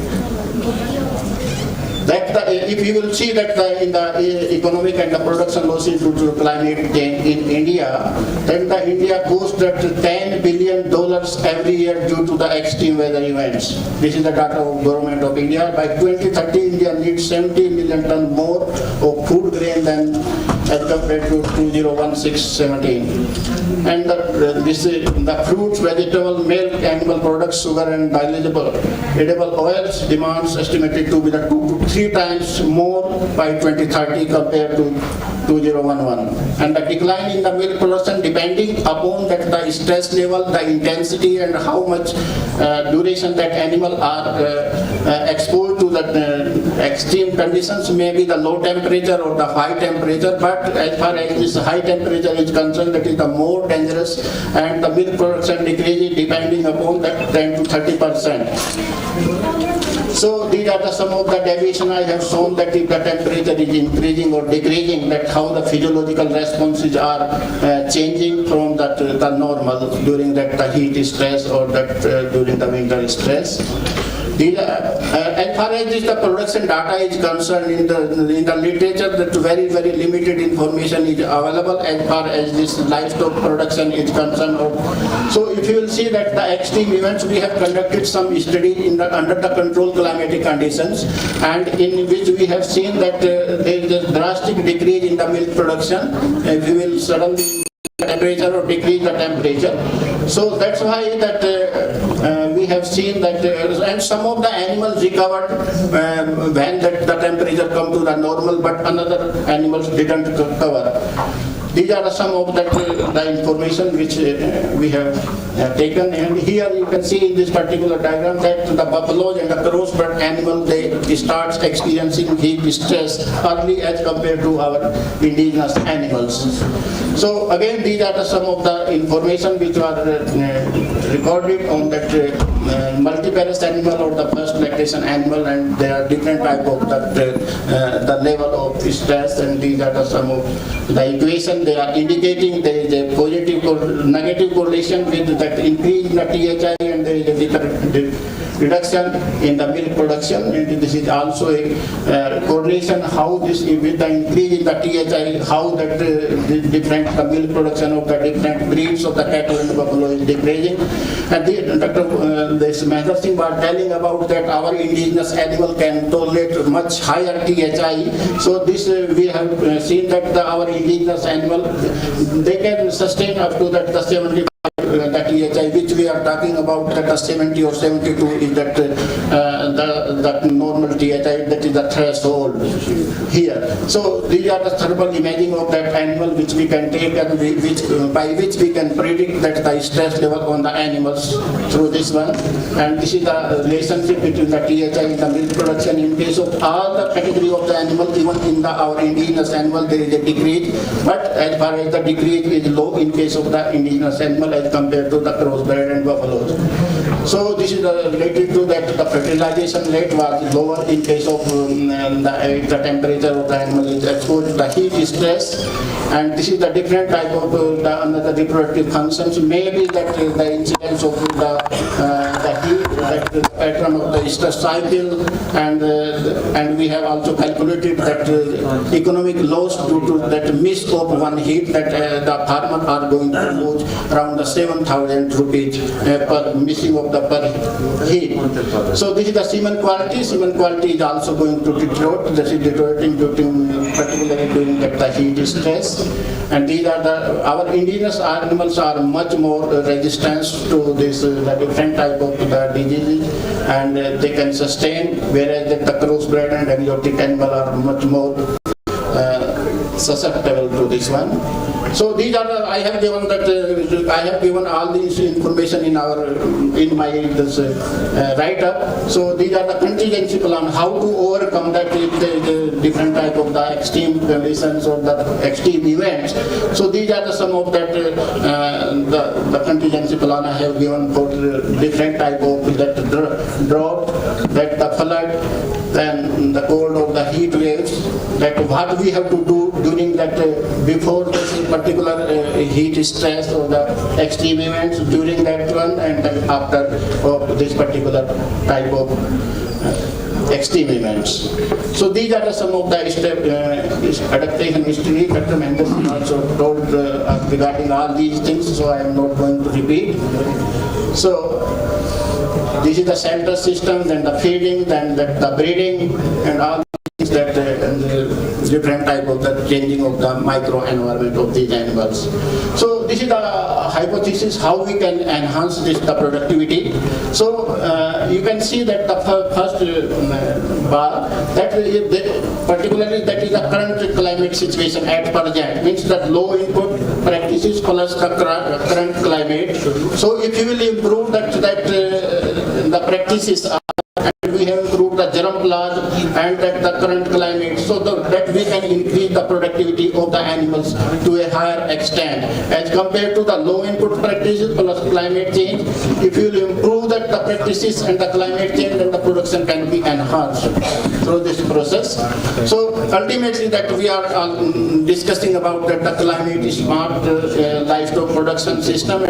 Key pillar of this climate smart livestock production system is that the breeding more productive animals, improve diet of that animal, better management, and then better management of the grassland. So summary, so I want to conclude that the climate change scenario in terms of rise in the temperature will further affect this production and performance of that livestock in India. Challenge of the climate change needs to be mitigated with available tools and the resources. Breeds suited to the local environment are often more robust and resilient than the exotic breeds. So faster genetic gains for adaptive trait can be achieved with new technologies, including the genomic selection and advanced reproductive technology. And one livestock population may require genetic modification to meet the challenges of the future climate change. So this is last slide.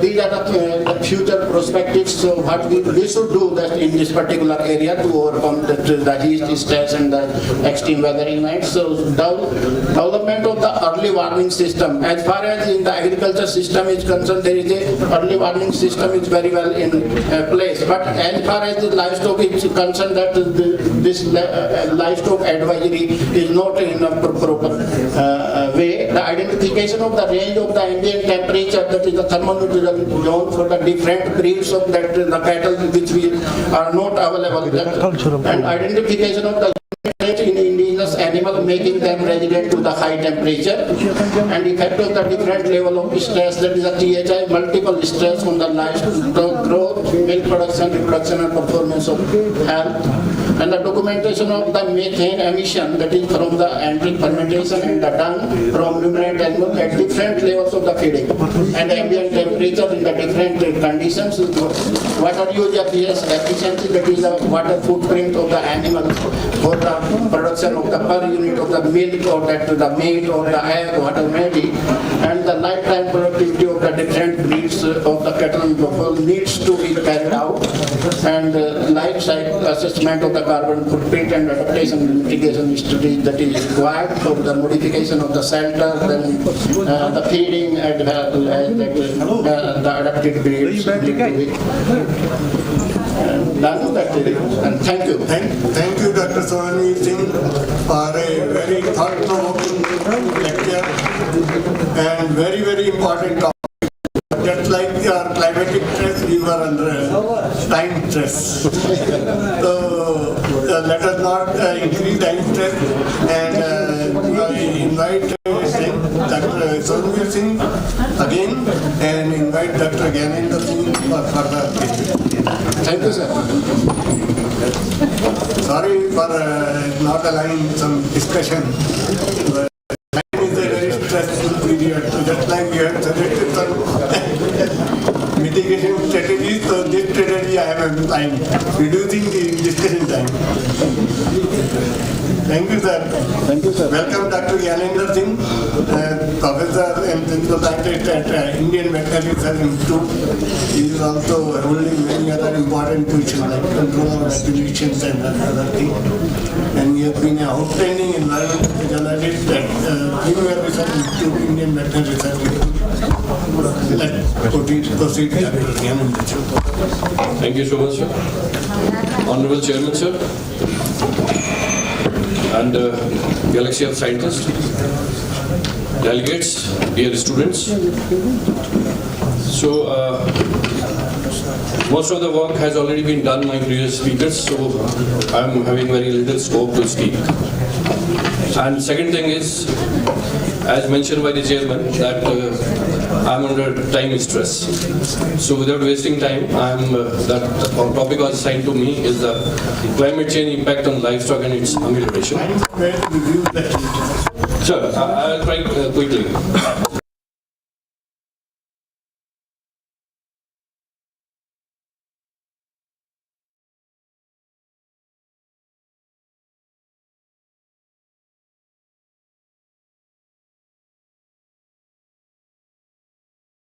Of the human being as well as the natural events, they lead to the accumulation of high concentration of greenhouse gases, and these greenhouse gases, they are responsible for the physical, biological and economic changes, and many of those changes are irreversible.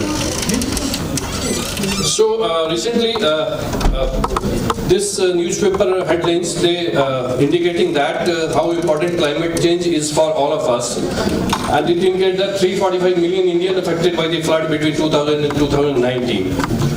So that is point of concern. Again, the NASA projections, they indicated that during 2100, the most of the coastal cities in India, they will be submerged, not only in India but throughout the world. If you see that lower picture, that throughout the world, the cities, those who are located in the coastal area, they will be submerged.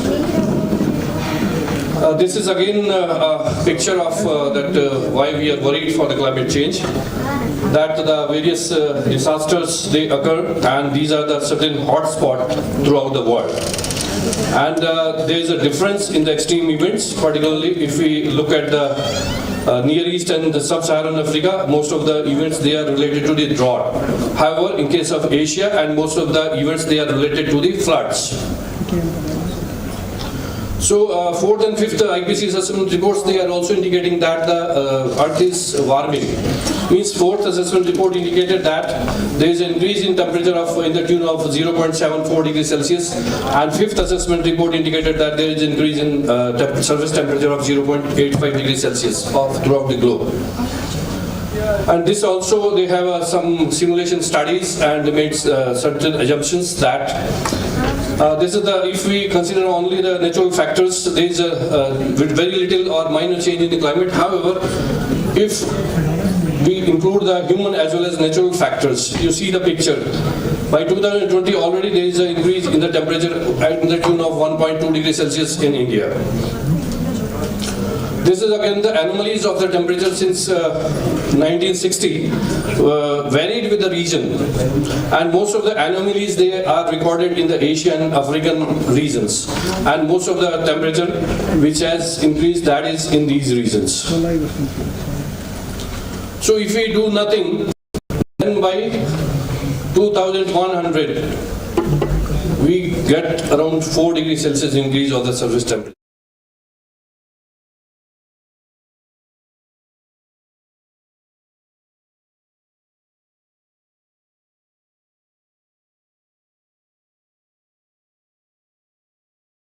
(8 degrees Celsius).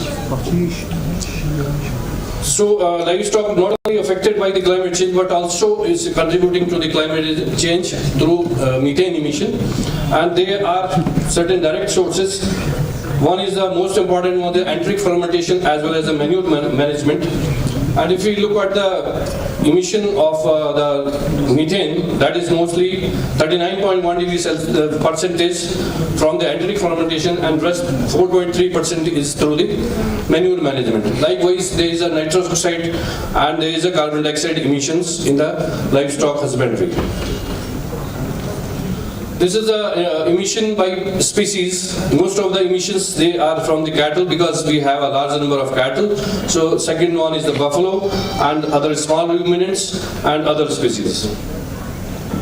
This is the regional emissions and their profile by commodity. For example, in case of Latin America, most of the emissions they are from the beef animals. However, in case of South Asia, most of the emissions from the cattle which are under the milking.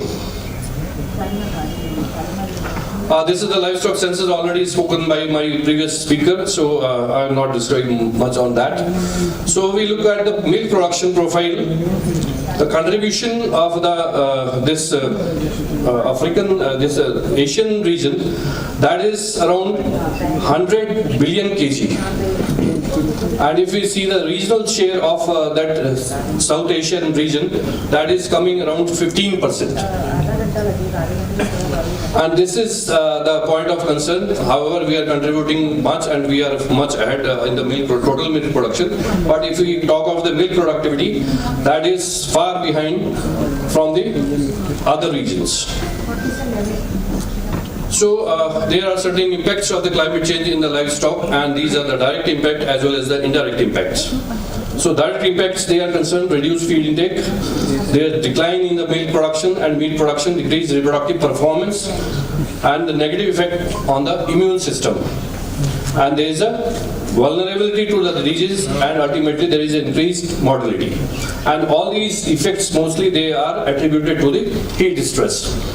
And indirect effects, they are affecting the feed and fodder supply, and change in the pasture composition, and also change in the feed quality, shrinking the water availability, and large seasonal variation in resource availability. Sometimes we face the drought, sometimes we face the flood. So there is a scarcity of different fodders during the different years. And these are the consequences of heat stress in the livestock, and I think most of you are already aware of it. And the basic response of the animal to the heat stress is there is an increase in the rectal temperature, and reduced dry matter intake and the feed utilization. There is increased respiratory frequency, and there is a reduction in the metabolic rate. So if you look at the consequences of heat stress, during the heat stress what happens? There is a inflammatory reactions occurs, and there is an increase in the leukocyte numbers, and these increasing leukocyte numbers produces a greater amount of cytokine. And apart from that, because of oxidative cellular stress, the cytokine concentration further increased, and including some other factors, total the concentration of these cytokines they have increased, and that is termed as a cytokine storm, as we have already discussed long back during the corona period. And doctors, they were prescribing the glucocorticoids to treat that.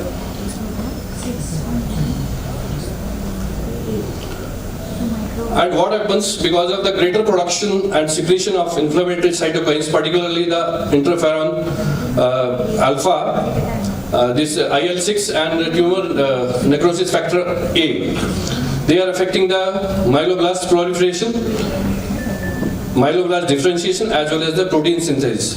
So if these processes they are being affected, that means the meat production of the growth of the animal is affected.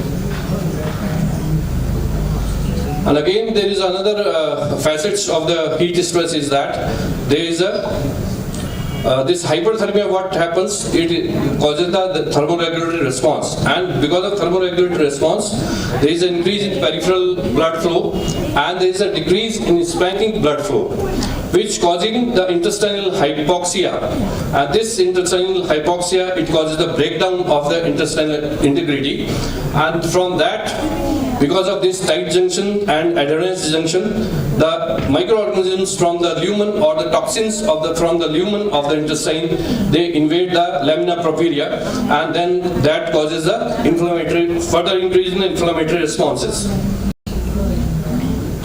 And this is the picture of the lumen papillae, which is showing the upper one, they are from the heat stressed animal, and lower one is the normal, which is maintained under thermoneutral condition. You see the picture of these layers, how they are affected by the heat stress.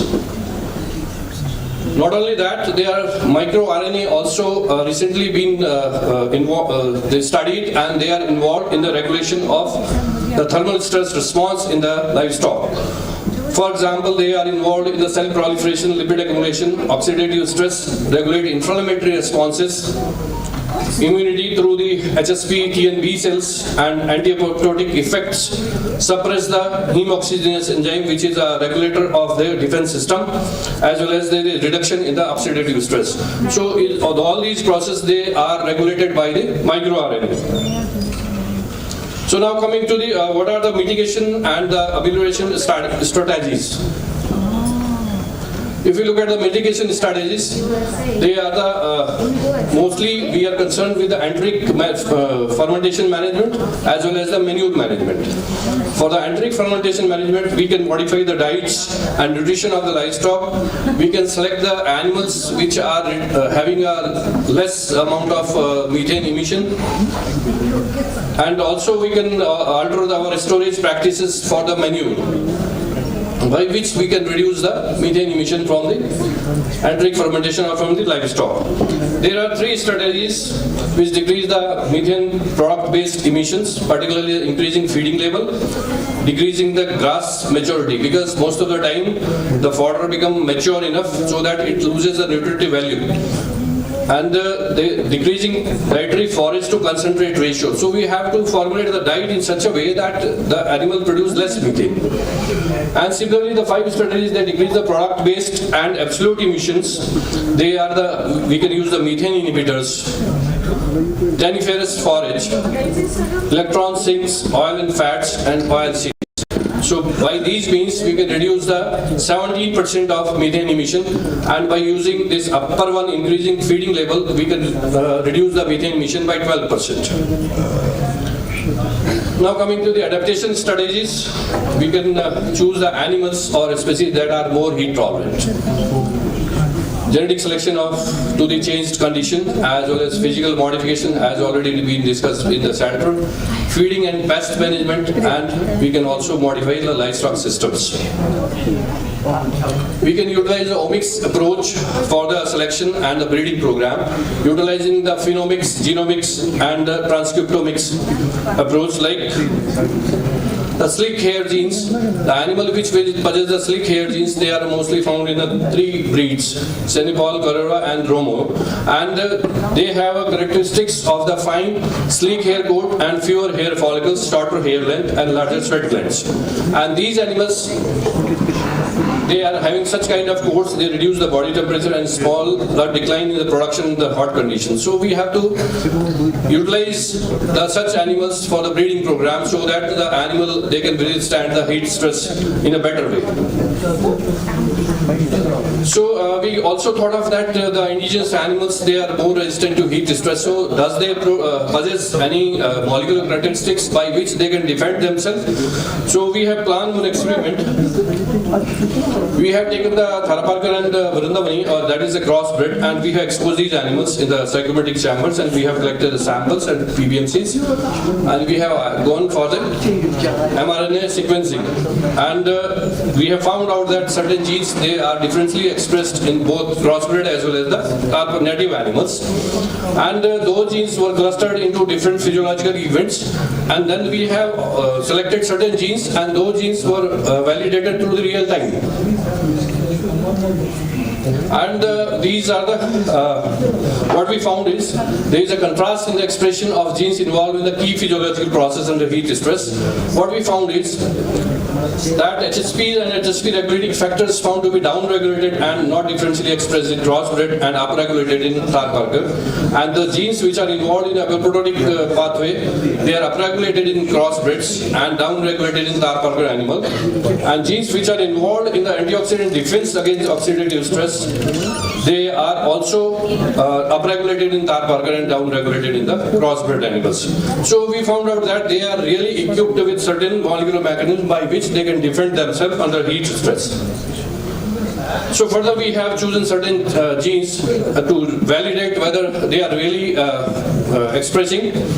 So what we have taken the certain genes which are related to the antioxidant defense mechanism, as well as certain genes which are related to the apoptotic mechanism. So what we found out is that in crossbreds, the genes which are related to the antioxidant defense mechanism, they are downregulated, and genes those are related to the apoptotic pathway, they are regulated. And the reverse is found in the native animals, that is, we have chosen Tharaparkar. So out of that study, we have published 2 articles, one in the journal Gene and another one is the Journal of Thermal Biology. So now we can also ameliorate the effect by nutrition supplement, and the work which has been conducted earlier, I'll just give a brief account of that. Ascorbic acid. Ascorbic acid is an antioxidant, and it has been seen that the dietary supplementation reduces the severity of stress. And also found out that administration increases the baseline expression of HSP60 and HSP70 in vitro culture of human lymphocyte, and it also attenuates the HSP70 expression in the hard tissue of heat stress poultry. So in various species it has been found out that ascorbic acid is really found very effective in amelioration of heat stress. And apart from that, there are certain other studies which conducted during the summer as well as under heat stress in the swamp buffalo as well as in the goats. They have also found out there is a significant response of the supplementation of ascorbic acid to these animals. Vitamin E and selenium. Vitamin E is a potent lipid soluble antioxidant, and selenium and vitamin E supplementation enhances the level of selenium and glutathione peroxidase activity is in cows. And selenium also maintains the luteal function by degrading peroxidase. So there is another key molecule or key compound which can be utilized for amelioration of heat stress, that is alpha-lipoic acid. And the advantage for the alpha-lipoic acid is that it is having a both property, it is a hydrophobic as well as the hydrophilic.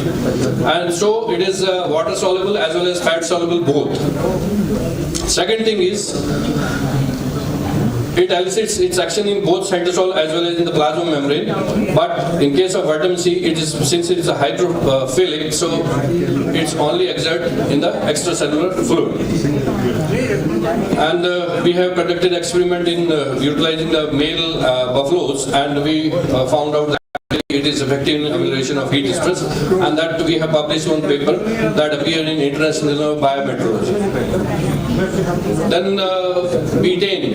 Betaine is nowadays very much in use, particularly in the monogastric animals and the pigs, and it's a trimethyl derivative of glycine and acts as a chemical chaperone. That is another key molecule which can be employed in the feeding practices. Chromium. Chromium is very effective because it affects the all three carbohydrate, protein and fat metabolism by modifying the action of insulin. So this is also being employed in the heat stress amelioration studies. Niacin. Niacin, because it degrades in the rumen, so the people, they have used the rumen protected niacin and they have seen its ameliorative effect, particularly on the milk production. There are some other potential supplements which are recently been experiments have been conducted in these: brown seaweed extract, resveratrol, turmeric, vitamin selenium, and PUFA. They are also found to be effective in amelioration of heat stress if we include these compounds in the diets of the ruminants as well as the non-ruminants. So, apart from these different supplements, there are some general nutritional strategies. We can shift from the roughage to the concentrate diets. We can also, during the summer, we can supplement the fat to these animals so that there is a less heat production from these animals. Feeding of undegraded protein, supplementation of antioxidant, we have already discussed in previous slides. And we can also use the feed additives, that is buffer and fungal cultures. Formulate diets that contain slightly greater NDF and ADF, inclusion of fats, provision of cool drinking water all the time, dietary supplementation of macro and micro minerals. Overfeeding total and degradable protein during heat stress reduce the animal performance, so we have to be cautious while feeding the proteins. Feeding fungal cultures, and we can avoid the feeding of those animals during the peak hours of the heat stress, so that we can feed these animals either in the early morning or the late evening. So in a nutshell, this is the overview of what I have covered. That is, the climate change certainly has impact in these animals, that is direct and indirect impacts. There are certain adaptation strategies that we can modify the breeding practices, and we can involve and rationalize our livestock, particularly how much we can keep the high producing, how much we can keep the native animals. There must be physical modification, feed and pest management. And also at the time we have to mitigate the impact of climate change through the reduction in the methane production, through the manure management, as well as through the reduction in the anaerobic fermentation. So this is my last slide, and recently there is one news appear in the one of the leading newspaper, and what it states that despite increased share of the livestock, that is in the tune of 30% of the agricultural GDP, there is a scope for improvement, especially in the steps for wider adoption of high-yielding breeds, providing easy and timely credits and insurance, livestock veterinary services for dryland area, and the creation of export infrastructure such as food safety testing labs recognized by the importing country. By one of the leading author. He is a scientist there in one of the ICR Institute. So with that, I thank you so much for providing me this opportunity, and thanks Mr. Chairman for giving me enough time. That's all. Thank you so much. Thank you, Dr. Gyanendra Singh. I would like to say a few words that you have gone deep into the effects of climate change, how it mitigates or reduces the productivity of the animals. And it is very, very, very important, because if we know the mechanism, we can manipulate it. We can enhance the productivity by manipulation. And manipulation is possible if we know. And of course, this was a very, very important thing. I took the liberty of taking more time, but since it was extremely important and you presented it so nicely that I didn't have the courage to say anything. Thank you so much. One more speaker now, so let me continue with my old tradition of non-discussion of your lecture. Thank you so much. Thank you so much. A lot of regards and thanks for excellent presentation. Thank you so much. Thank you. Let's give a big hand to Dr. Raman. Now I have the opportunity to invite a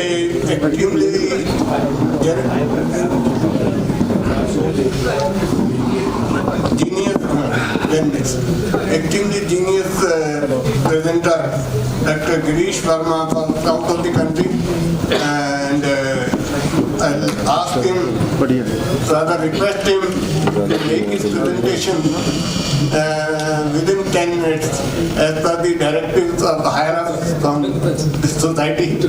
And It's not the directions, rather I'm very sorry to say over here. When I invited those, I think it is written there, 12 minutes.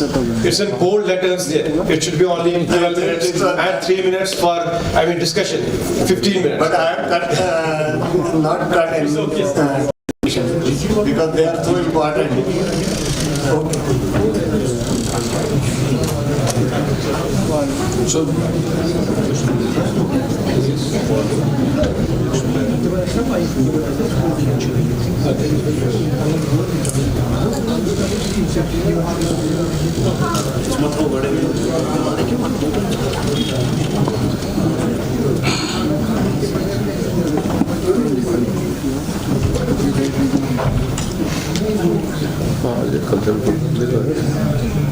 Fourth from bottom. Yep. No, next. Yes. Yes.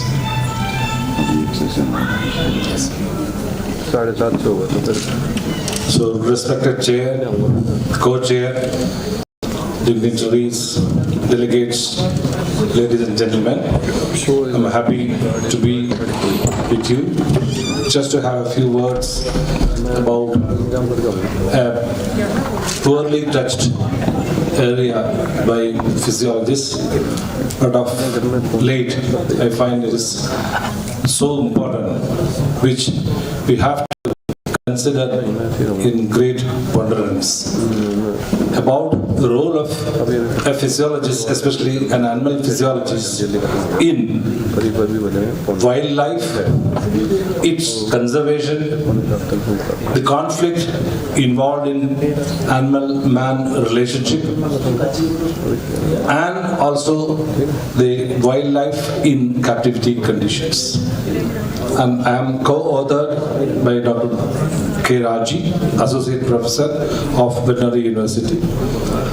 So I have retired as the Faculty Dean of Poultry Science from Kerala Veterinary and Animal Sciences in 2021. Before that I had been the Dean of Faculty of Dairy Science.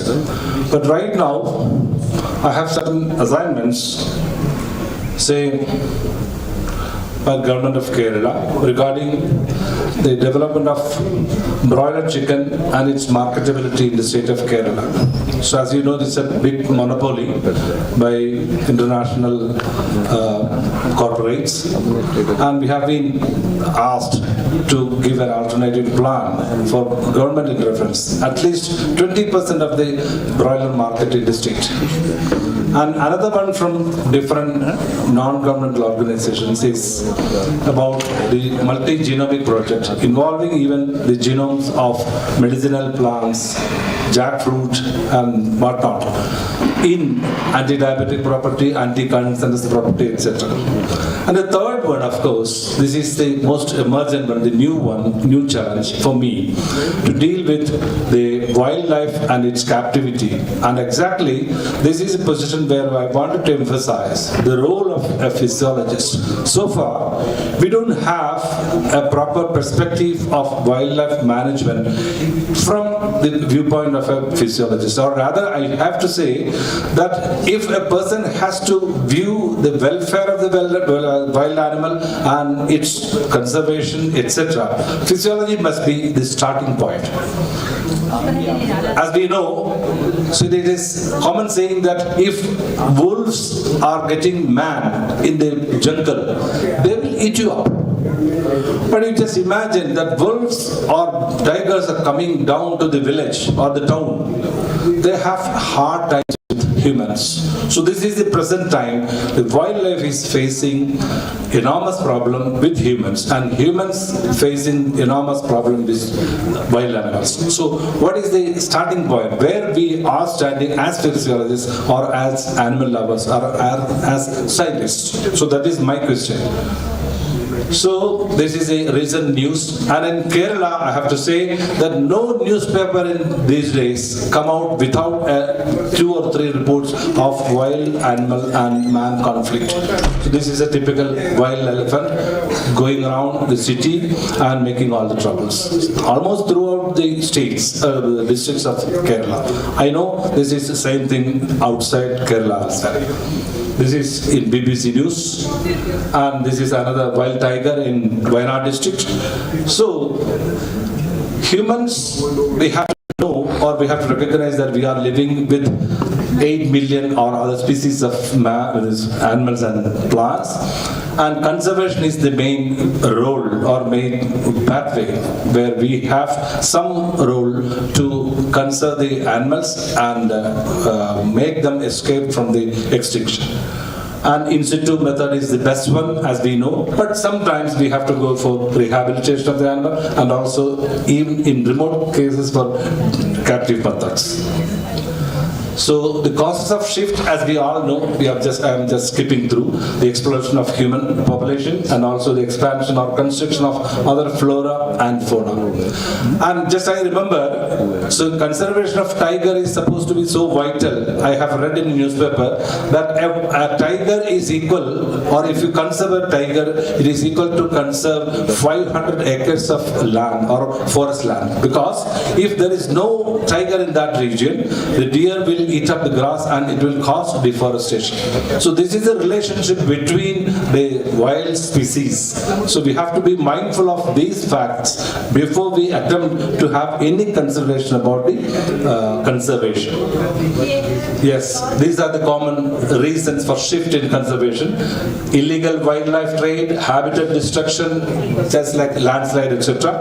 and invasive species, as I have indicated earlier, pollution and climate change.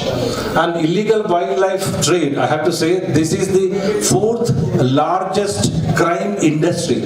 See the use of crime industry in the world.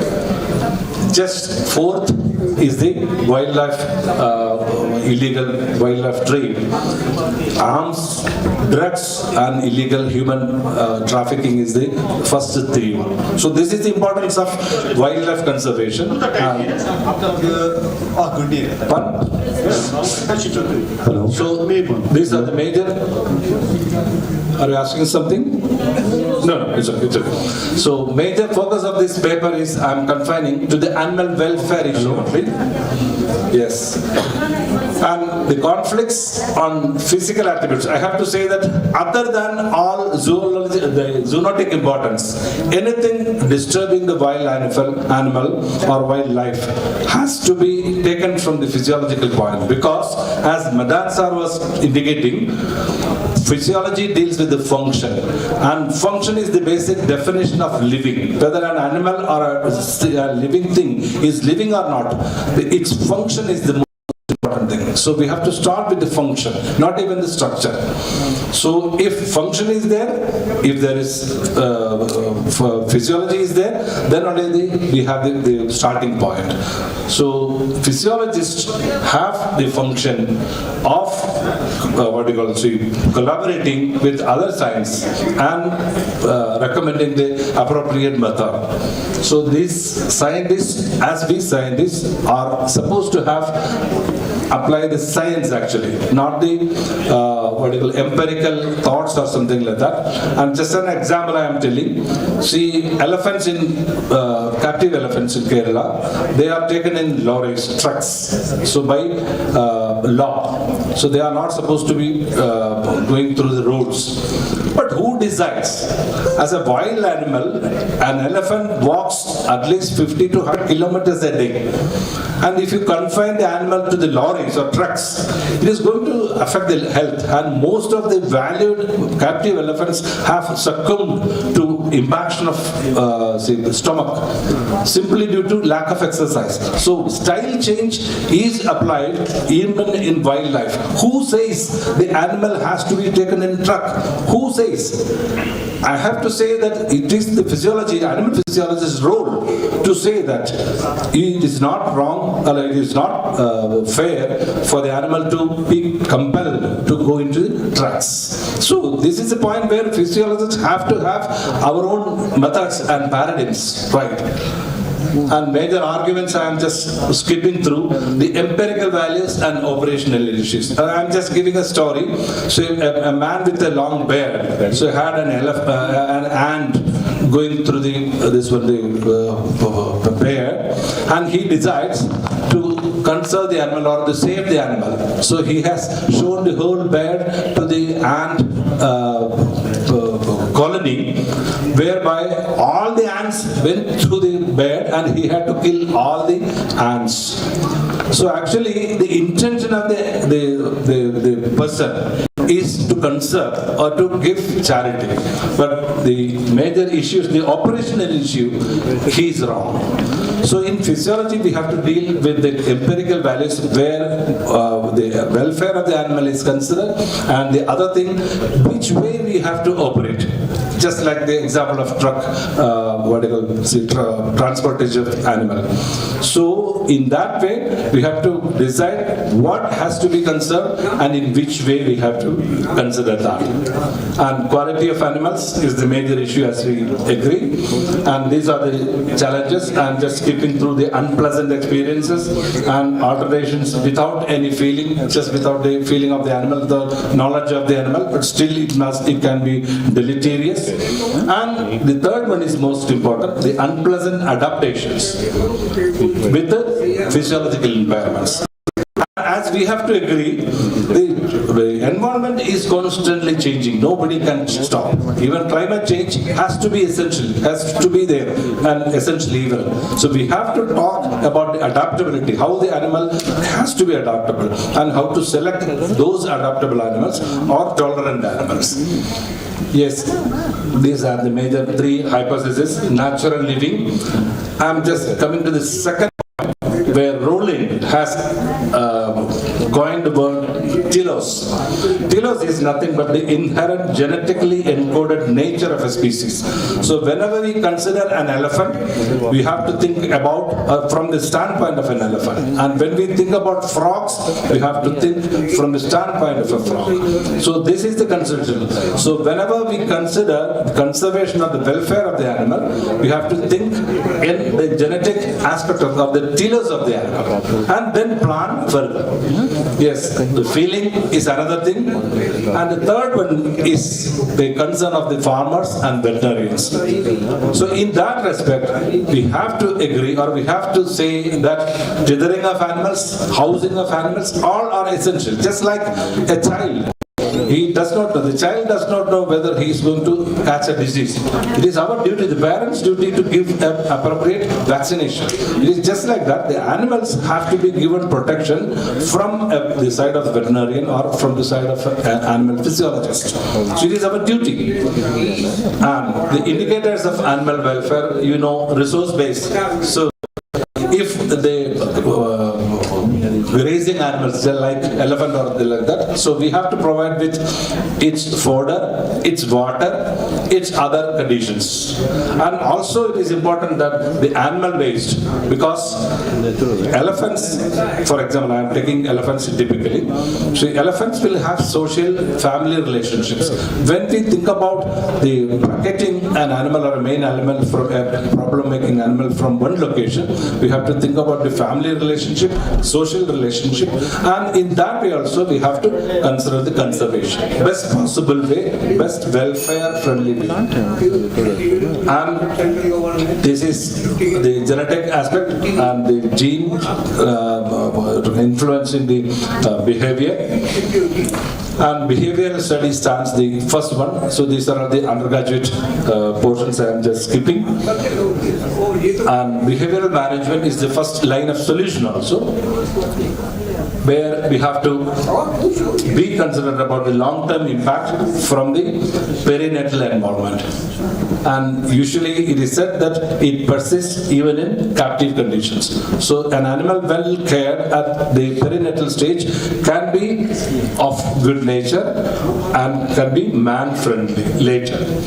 And again, telos is the basics of selecting the method of conservation or method of dealing with wild animals, whether in captivity or in condition. This is species appropriate choice. And as we know, hypothalamus is the major one, hypothalamus, pituitary axis. I'm not talking much about that. See the plasma, glucocorticoids, saliva, feces, hair, feather, or mostly in feces also. So this is one approach where we have started working with that. We know this. Oxytocin, telomere length, and prolactin, these are the new ones coming up in this area. Oxytocin, this is just an experiment where oxytocin has been delivered, and it promotes the friendliness or emotional response and pro-social activity. And prolactin is again alters the neural circuits to cope up with the stress. And again, this through these several mechanisms. So in vitro studies are still possible.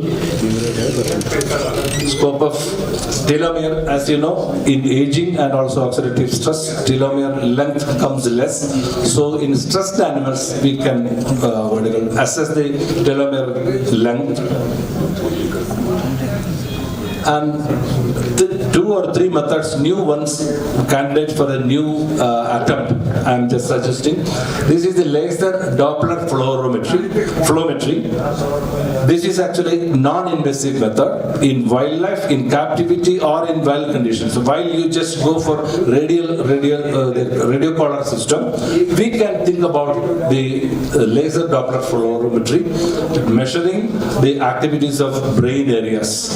And I have to say that temperature is so vital in hypothalamus and perihypothalamus thermal area. Even 1 degree Celsius difference in the hypothalamal area can be detected by remote methods, and that is going to have predictive value in the temperament of the animal and the welfare of the issue of the animal. So it is not more a subjective element. This is going to be an objective, measurable parameter. So these are the suggestions where physiologists have to take new students, new paradigms, and new experiments in this area.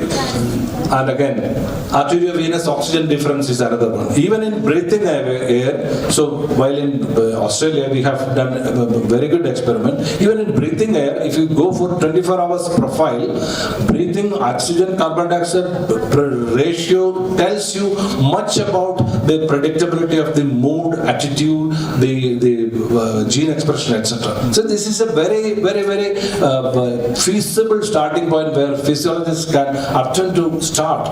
So this young scientists, I am requesting, yes, please note these points. These are your new opportunities, non-invasive, totally.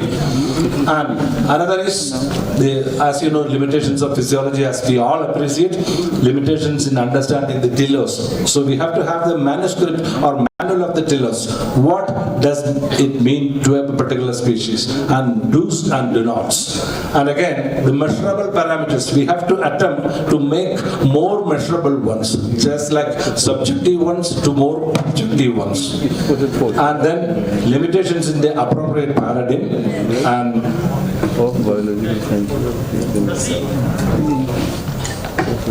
I'm just skipping, this is a welfare issue. Future steps, I'm just suggesting the resource mapping.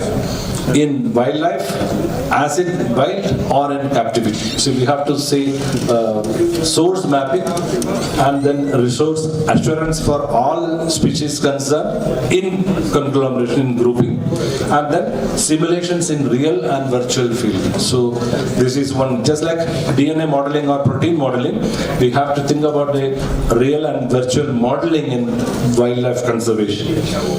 And conclusion, I have this point: wild and captive animal husbandry, or rather animal physiology, has got its own significant role in the future. In more realistic research, maybe attached to the climate change, etc., climate chamber, etc. And at the ground level and micro level, molecular level, and also under discrete, that means from tissue to tissue or cell to cell, and also in integrated level. Several tissues, several animals, and even the social family relationships and species, interspecies level. So it's a very, very small to big consortium. And also we have to use the artificial intelligence techniques where we can have remote control and remote profiling of the animal welfare issues, so the physiology. And then it should have, once we come up with a conclusion, it should have a legislative power, so that the law has to be rewritten according to the science. Science has to consider physiology as the basic starting point, and this should have the judiciary political implications. When we say that this is fair, and it has to be followed by the judiciary system, the decision-making system. So this is my conclusion. We have very, very important role to play in the very future.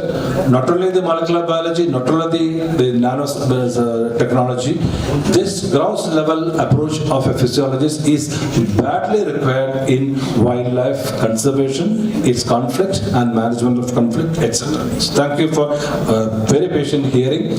It's open to discussions. Please ask. Thank you, Dr. Girish Verma ji, for an outstanding and excellent presentation. As we know, the topic which you covered was missing so far, and now we have completed the picture. Now, what we say is, science is nothing but organized common sense. Exactly. And here we have to improve our human livelihood by collective common sense. And that collective common sense means we have to have the knowledge, we have to have knowledge of the functions which are occurring around our system, our body and everything, and manipulate them to optimize and organize those systems to maximize our productivity. As you know, economics, what they call economics, our wants are unlimited, our resources are limited. Yes, sir. Economics is the science of distribution of limited resources to our unlimited wants. Yes, sir. So as to satisfy maximum of our wants. So that is what we are attempting, that maximize our wants in terms of wildlife conservation, in terms of animal productivity, in terms of all other aspects of which affect human endeavor. So thank you very much for the outstanding presentation. Thank you, sir. And I wish, because of time, I am not aligned to a lot of discussion because it will take long time. Yes, definitely. It is more responsibilities and more ambitions, much more ambitions. Thank you. Thank you, sir. Thank you, sir. I now request my honorable and respected colleague, Dr. Mahendra Singh, to say a few words as conclusion. Already, Dr. Rajendra, Chairman, has already described the points of presentations, and they are all relevant, but in my opinion, this is a new one which has not been presented earlier in any of the conference to the best of my knowledge. Yes, the wildlife and the role of the physiologist in that case, that is very well highlighted by you. And your presentation was nicely covered all the aspects, and I congratulate you that you have presented and you have drawn the attention of the delegates also so nicely. Thank you. That it created a lot of interest, I think, among the students, among the faculty which is here. And definitely, I myself and the delegates will be benefited from this. Thank you so much. Nice of you, sir. Nice of you. Now, since this is a session of environmental physiology, and I'm very sorry to announce that one of our great environmental physiologists, Dr. Ludri, left us a few days back. I'll request everybody to stand up for 1 minute.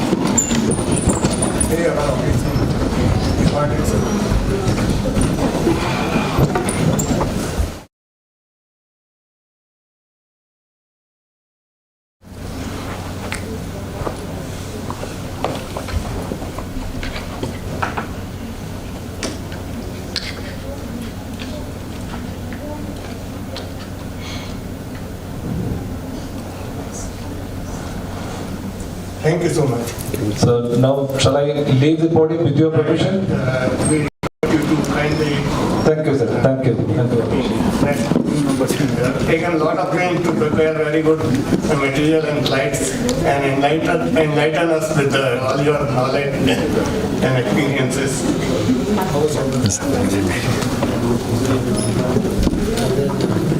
Before we end this session, we would like to set our lead speakers as well as the chairman and co-chairman of the session. I would request Dr. Mahinder Singh to come up to the podium to receive his memento.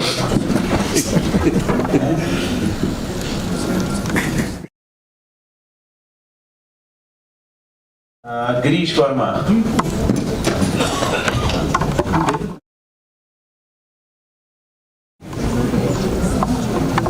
I request Dr. Mahinder Singh to provide this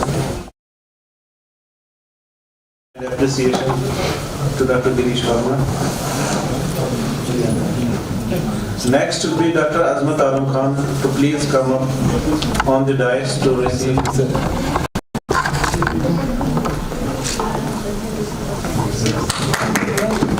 from Dr. Mahinder Singh.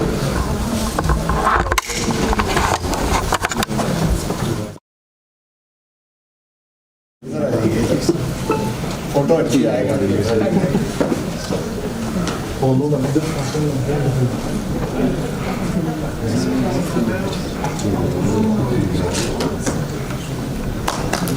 I request Dr. Azmat Alam Khan to please felicitate Dr. Mahinder Singh, one of our lead speakers.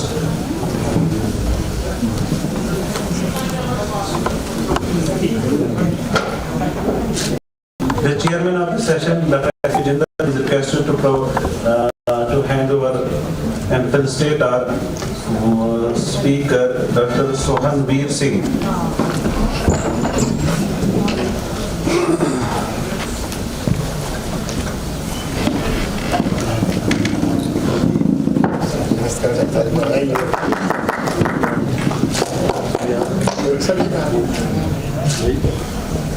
I request Professor Zuhur Ahmed Papuri to felicitate Dr. Dhyananand Singh.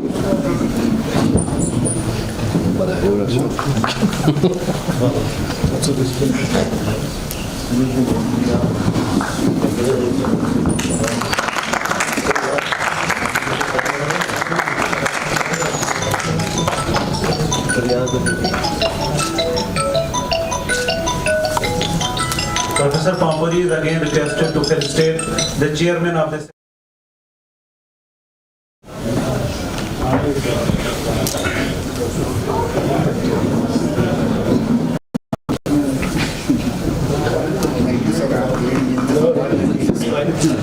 Pleasure.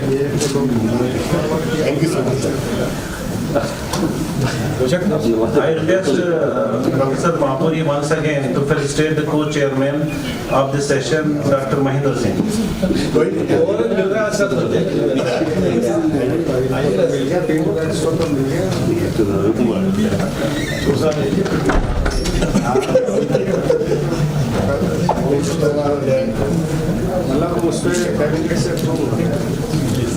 So moving forward, I now request, we have one more session where we have some 4 or 5 presentations oral session. It will be run at 2 places simultaneously here in this hall and the VC conference hall. Here we will be having environment and stress physiology, where the chairman will be Dr. J.P. Mittal and co-chairman will be Dr. Prabha Rani and Dr. I.J. Reddy. And rapporteur of the session will be Dr. Hari Samad. So, in his place, I request. Yes. Yes. We have Dr. J.P. Mittal. He is present. Good. Dr. Prabha Rani. No, he is not.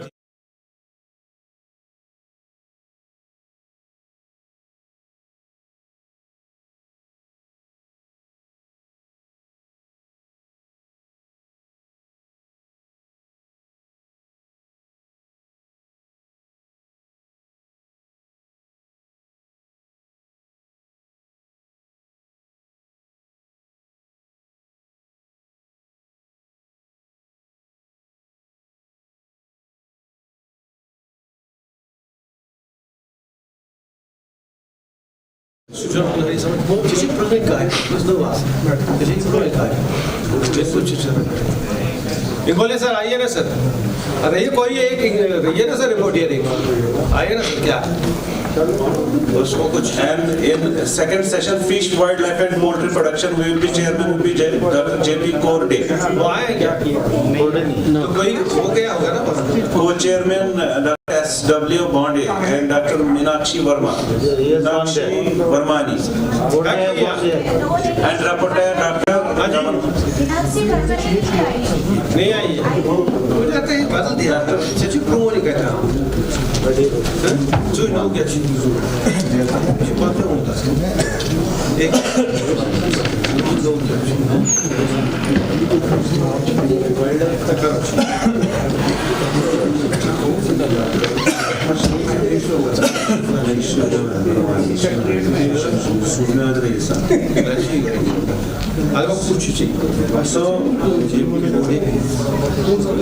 हमारा जो parallel session वहाँ चल रहा है वो शुरू हो गया क्या? That will be starting. Dr. Kawardeep Kaur will act as rapporteur. She has हो गई है तो वहाँ बाकी भी गए हैं क्या? कौन गए? गए वहाँ? अगर फिर कौन चाहिए? बस ठीक है. They will manage. दिया. ठीक है. आप यहाँ or to the chair. Sir, please, should be. I mean, it's my humble request that a speaker should be given 5 minutes, not more than that. You just conclude it immediately. We have a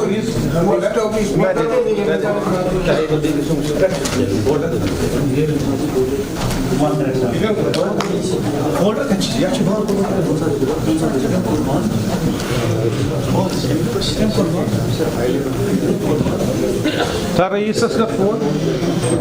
Who's going to be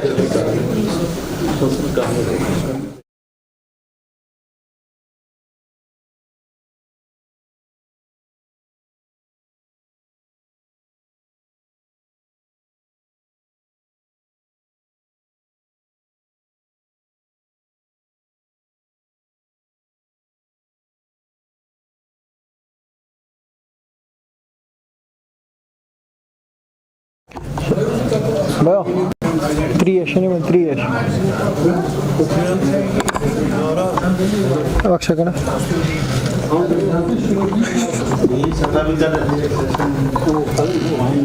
Back kariye camera.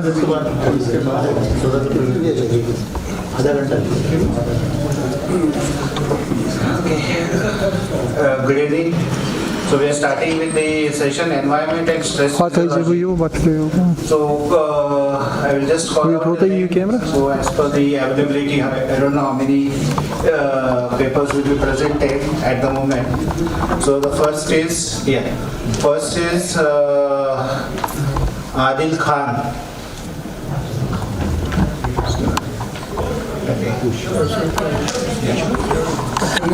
Second, Dr. J.R. Khan. I'm here.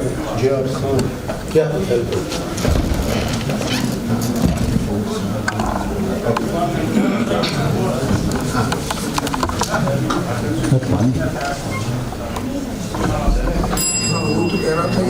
With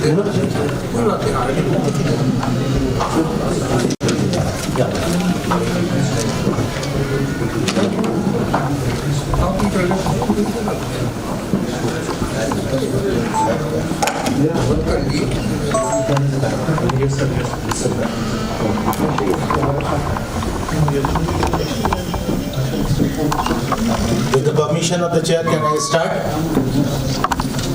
One request to each and every speaker, which may be little bitter to them, that the organizer have given me the time for 5 minutes for presentation. So I will request, Doctor will conduct, I will request to finish, try to finish within 5 minutes, maybe 6, 7, not more than that. Before that, I will finish this. Because the organizing secretary has given personal. Okay, sir. No problem. Can I start? Yeah. Respected chairman, co-chairmen, and respected delegates, today I am going to present the work on the environmental physiology, that is the effect of hot, dry and hot humid environment condition on the physio-biochemical and hormonal parameter in lactating sahiwal cow in Chhattisgarh. The Chhattisgarh, which is there is in a tropical area. So what we want to know that what is the effect of the two conditions, that is hot humid and hot dry condition. So what we have done is the present study was conducted to change the observed, if any, on the sahiwal cows when they are exposed to hot dry and hot humid condition. So we have classified the experiment into two environmental conditions. The first is the hot dry condition, where the environmental temperature is 42 degrees centigrade and the humidity is around 35%, whereas the the hot humid which is there, that the temperature is more than 35 degrees centigrade, as well as the humidity is around more than 70%. So what we have done, that the study was conducted on 10 lactating sahiwal cows in their 2nd to 5th lactation. We are collected. We have a very good sahiwal herd there in the bull mother experimental farm of the college. The experiment was started in the month of May and continue to the month of July. So we have taken both hot dry and hot humid conditions. The environmental variables, that is the maximum and minimum temperature, dry and wet bulb temperature, was recorded from inside the animal sheds. The temperature humidity index, THI, was determined by using this formula. The physiological parameter, right, because we don't know, in the case of sahiwal cows in hot humid condition in our Chhattisgarh region, so this is a basic physiological parameter we have taken, that is the rectal temperature, pulse rate, heart rate, skin temperature, were recorded for 3 consecutive days in the morning and the evening at 7 a.m. and 3 p.m. The hematological parameter, that is the total erythrocytic count, hemoglobin, PCV, TLC, DLC, were determined by the standard methods, whereas in this, the blood collection we have done from the jugular vein before feeding in the heparinized and non-heparinized, because in this we want to use for the hematological parameters, and the non-heparinized we have to use for the biochemical parameters and the hormone assay. This we have done for 3 consecutive days, for in the morning as well as in the evening. The hormone assay were conducted on T3, T4 and insulin concentration. The serum was determined by RIA by using the immunotech kits. In this, the inter-assay coefficient for T3 was 7.3%, where intra-assay coefficient was 6.3%, and the sensitivity of the assay was 0.9 nanomolar per liter. For thyroxine, it was 7.7, 6.3%, and the sensitivity was 13 nanomole. The insulin concentration, the intra-assay was 3.4, intra-assay was 4.3, as well as the sensitivity was 0.5. उसके बाद आप उधर से क्या करेंगे? The blood glucose concentration was immediately determined by the AccuCheck glucometer. The NEPA concentration was determined as per the method of Shippey and co-workers. The ALT and AST was determined by using the kit of Bayer's. The statistical analysis was done to find the difference in the two conditions. The results are as follows. This is the THI for 3 consecutive days during the hot, dry as well as hot humid conditions.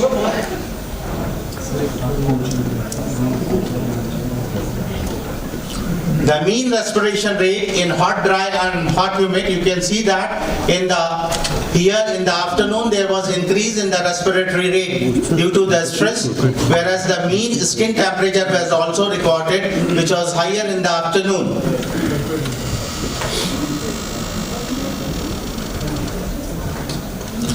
The mean heart rate was determined both in hot and hot humid in the morning and the afternoon. Similarly, the pulse rate was determined.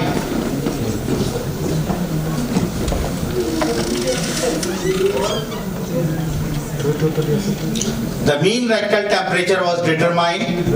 In the morning and the evening, you can see that in the afternoon there was increase in the temperature, rectal temperature, because there is increase in the environmental temperature. There was a significant difference. The hemoglobin concentration was also determined in both hot, dry and hot humid. You can see that there was not much change, difference was there. The PC was determined. The PCV was higher in the case of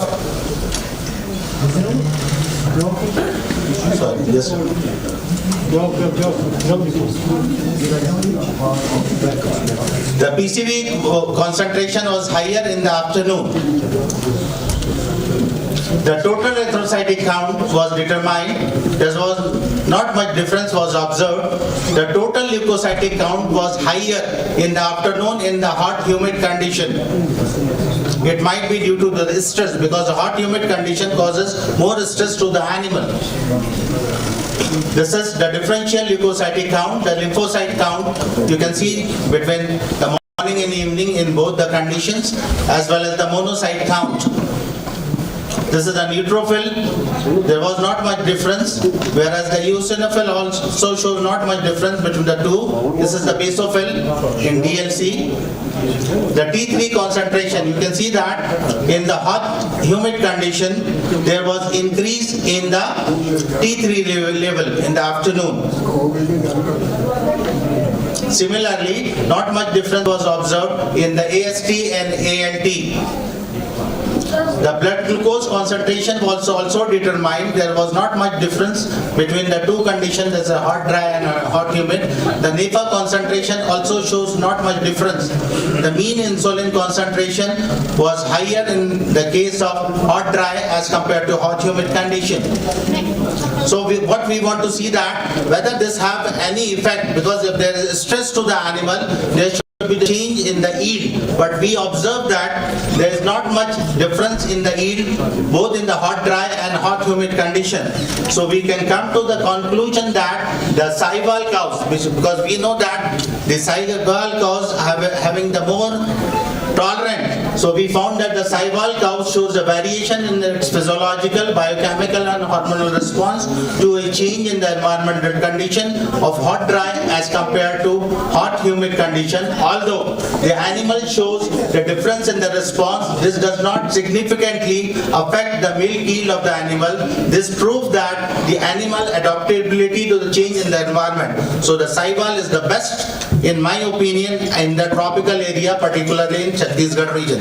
Thank you very much, sir. Thank you, Dr. Khan, for nice presentation and keeping the time. Thank you, sir. Thank you.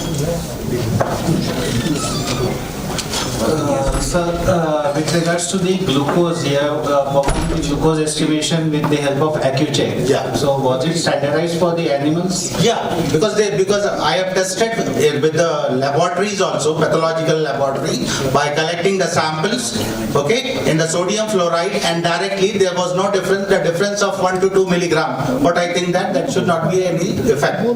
So it is more accurate in my opinion, and it is very easy at the animal rather than collecting, because if the proper anticoagulant is not used, suppose sodium fluoride is not used, it is going to cause the degradation of the glucose.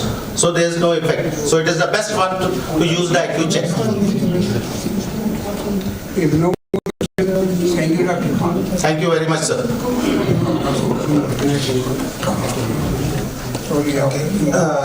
Next is Susmita Majumdar.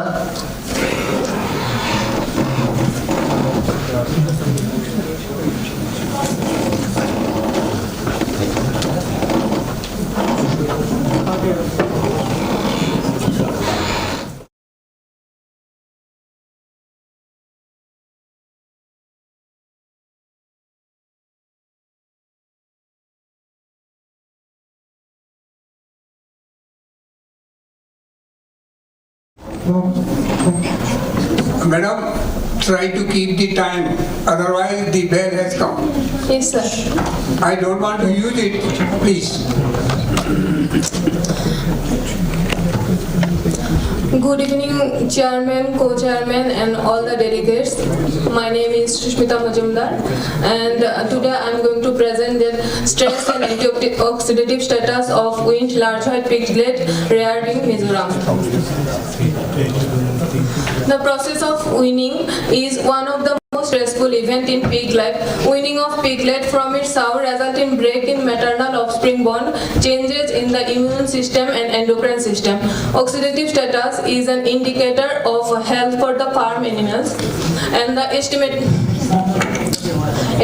parameters are the from saliva, we use salivary alpha amylase activity, and from blood that cortisol, SOD, glutathione peroxidase, catalase, reduced glutathione T-bars and FRE.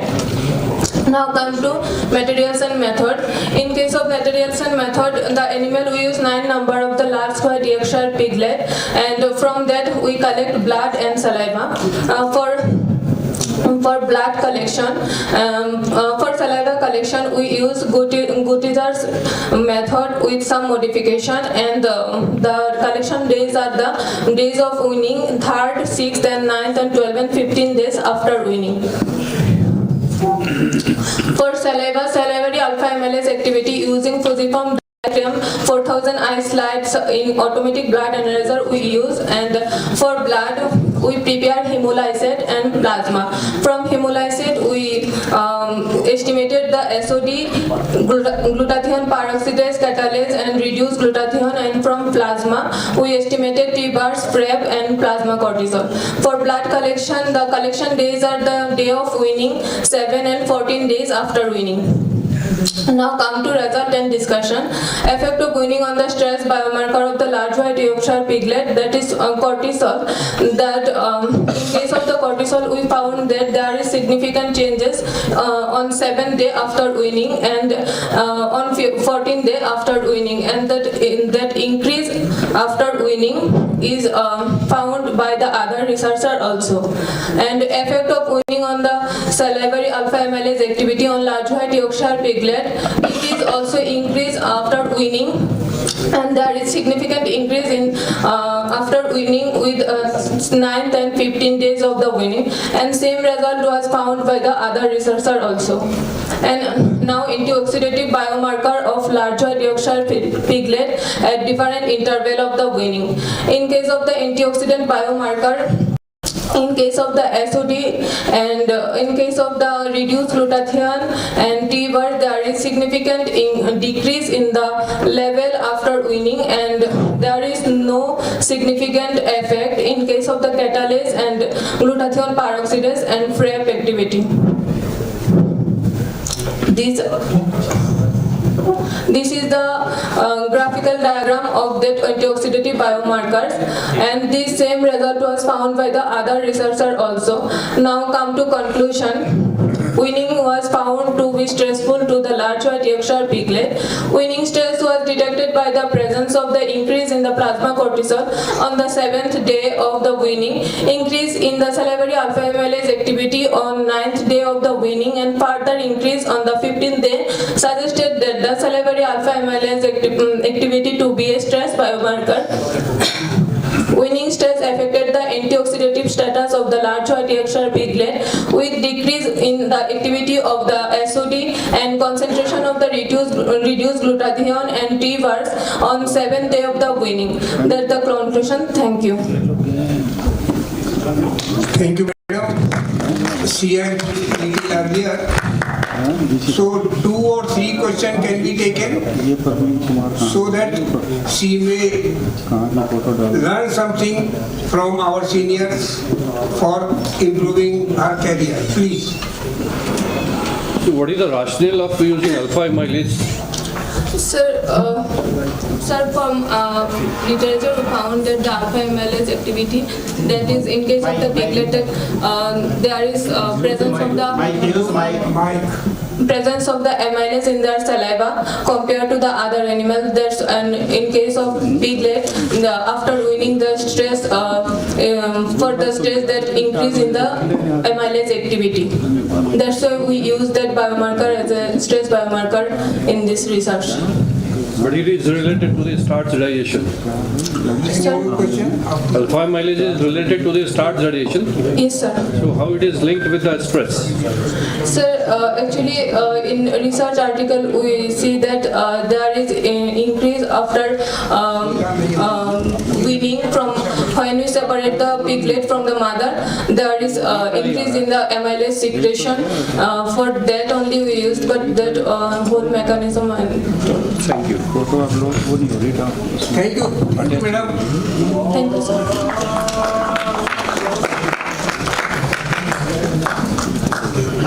Next is Lokesh Janagar.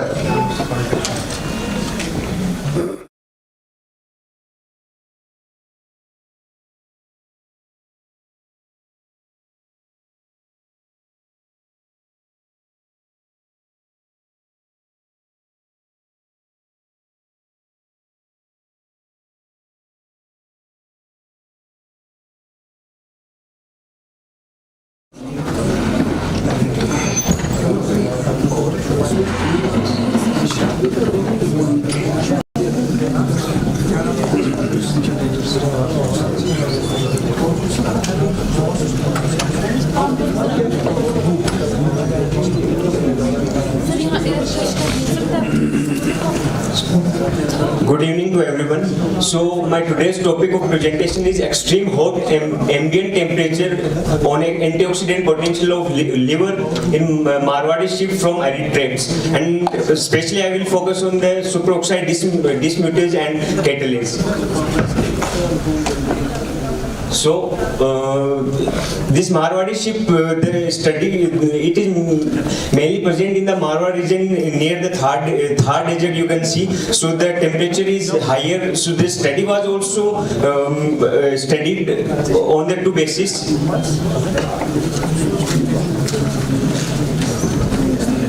So here free radicals, the thermal environment has a barely impact on small ruminants. Ambient temperature is of primary concern, followed by the humidity, and higher ambient temperature has been stated to increase oxidative stress by the researchers. And free radicals are potent umpires of these reactions, such as the free radical like oxygen.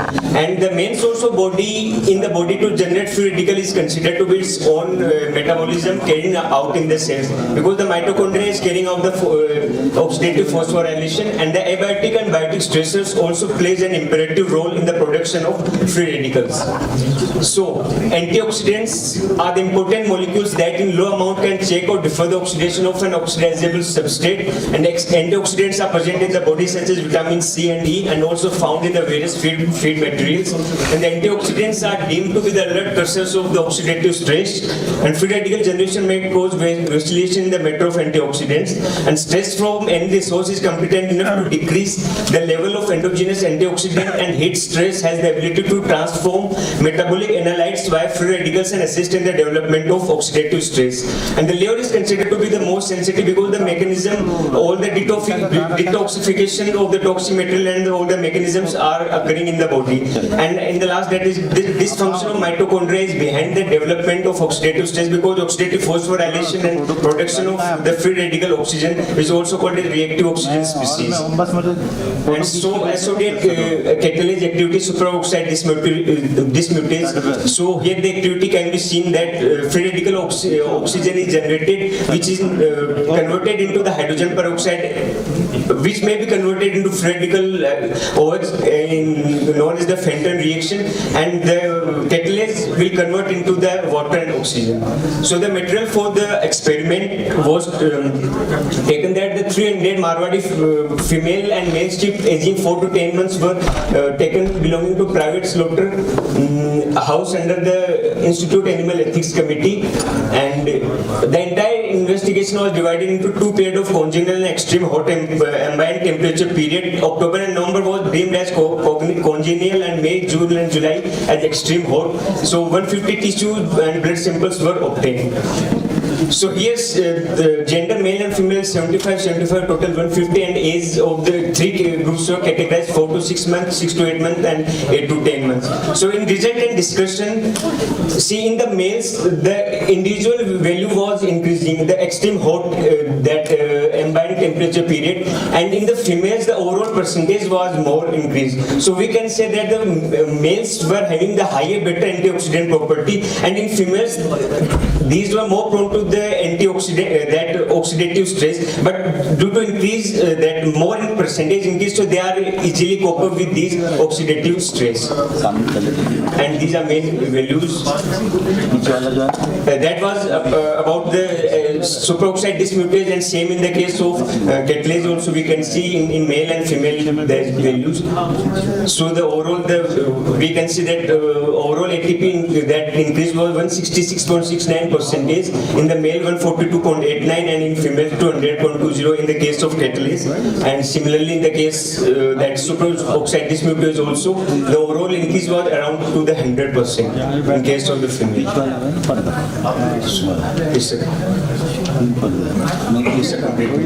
Thank you very much for keeping in time.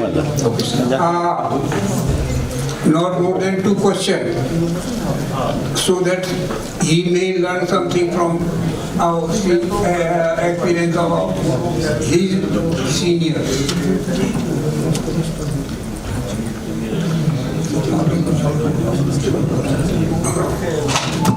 So what was the temperature and humidity? So temperature, then congenial temperature, that control temperature was up to the 18 to 25 degrees centigrade, and that extreme hot ambient temperature was up to the 29 to 45 degrees centigrade. If no more question, then thank you, Dr. Thank you, sir.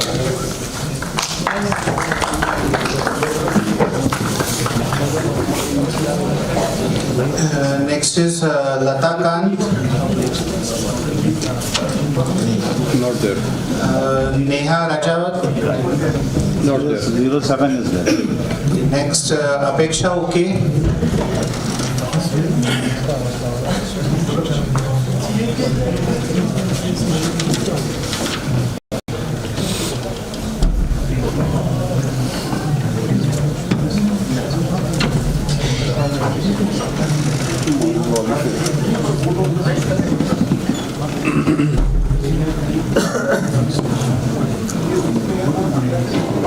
Good evening, everybody.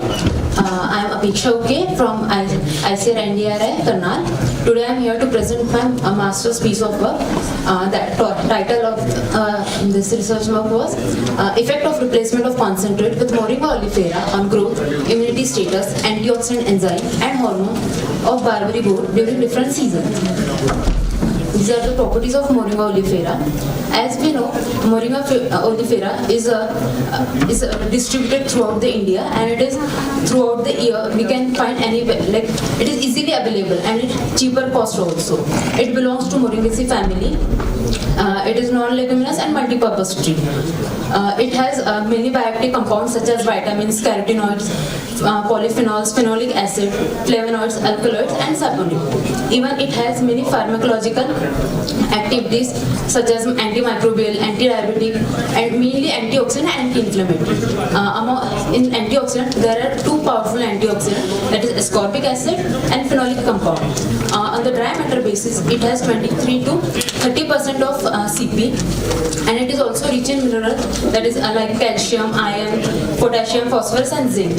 So from this we can see that it is very nutritious feed. So this can be used for the farmers on the cheaper basis, and especially during when there is scarcity of fodder. So this can be used for them. This was my plan of work. 10 Barbary goats were taken. It was divided into two groups equally on the basis of average body weight, control and the treatment group. In control, basal diet was given, and in treatment group, 50% of the concentrate was replaced by Moringa oleifera used on the dry matter basis. For feeding, first Moringa oleifera, including small stalks, were sun-dried. After that, it was grinded and mixed with the concentrate so that it can be given to the Barbary goats. Sampling intervals, dry matter intake and body weight were taken fortnightly, and in this we have taken 3 seasons, that is winter, spring, and hot dry. So first sample was taken as a 0 day, and during seasons total 6 samples were taken. In every season, first sample was taken on the 15th day after the start of season, and second sample was taken on the end of every season. So total 7 samples were taken. These are the results. So here we can see that in every season 2 months were taken, like December and January was considered as a winter, Feb and March was considered as a spring, April and May were considered as a hot dry. Intake and body weight. Here we can see that in BMI and body weight, significantly increased values were seen in the treatment group as compared to control group, and significant difference was seen during different seasons.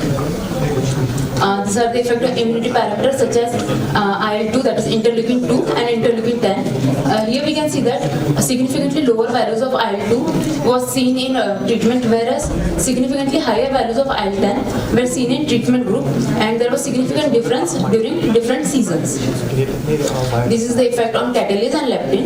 In catalase, we can see that there is significantly increase in treatment group compared to control group, and in leptin, numerically higher values were found in treatment group as compared to control group, and significant difference was found during different seasons in both the parameters, that is catalase and leptin.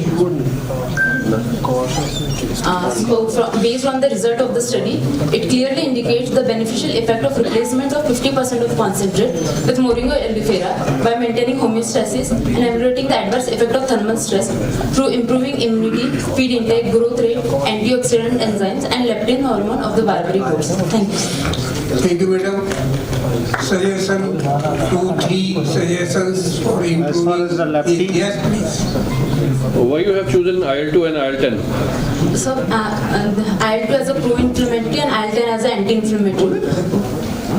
So what was the outcome of that? So, IL-2 was significantly lower in treatment group, and IL-10 was significantly higher in treatment group. And you have written that replacement 50% of the concentrate. Yes, sir. Is it right? Yes, sir. 50% of the concentrate was replaced. Thank you.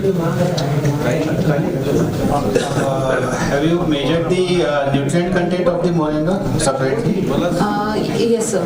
I have not shown in this, but one of my colleagues, we had done both, so she has calculated. We have both calculated, but not seen in this, shown in this paper. Thank you, madam. Thank you, sir.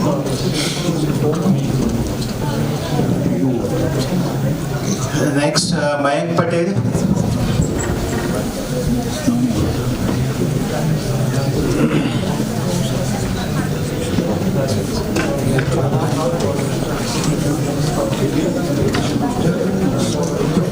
Good evening to all. Myself myself Mayank Patel. Today I am going to present my oral presentation on integrated effect of seasonal variation on the milk somatic cell of the healthy buttery cows. Generally, the researchers focus on the higher milk production, but it is a time to focus on the quality milk production. For this, the milk somatic cell count is very important. Buttery is the dual-purpose first registered cattle breed of the Uttarakhand, which was earlier known as the Pahari cattle. The bovine milk somatic cell count are dynamic in nature and affected by the several factors, including the lactation stage, parity, and seasons. Now coming to the material method. For the experiment, total 9 healthy lactating buttery cattle were selected from the institutional dairy farm of the Pantnagar. The entire study period was conducted in the 4th season. First is a monsoon, second is a winter, third is a spring, and fourth one is a summer. During the each season, meteorological parameters were recorded, and from the available meteorological parameter, temperature humidity index was calculated based on the equation given by the NRC 1971. During the each season, milk samples was collected, and from the milk sample, the milk somatic cell count and total different leukocyte count of the milk calculated based on the May-Grunwald-Jimsa staining technique.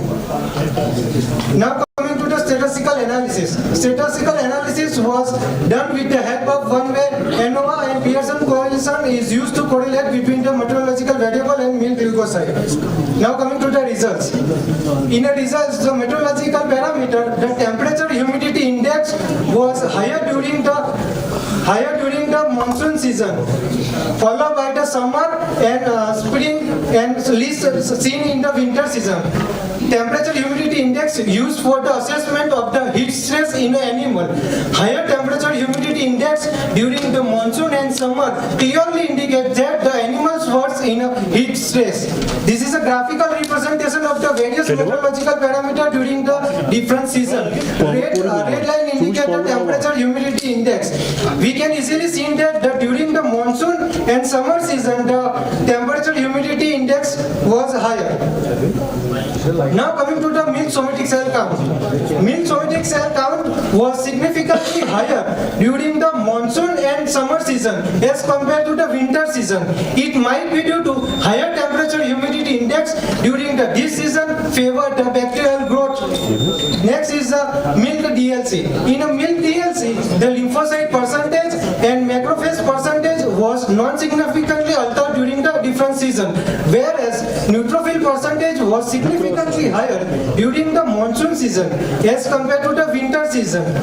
It might be due to the attraction of the blood neutrophil by the chemotoxic agent present in the milk.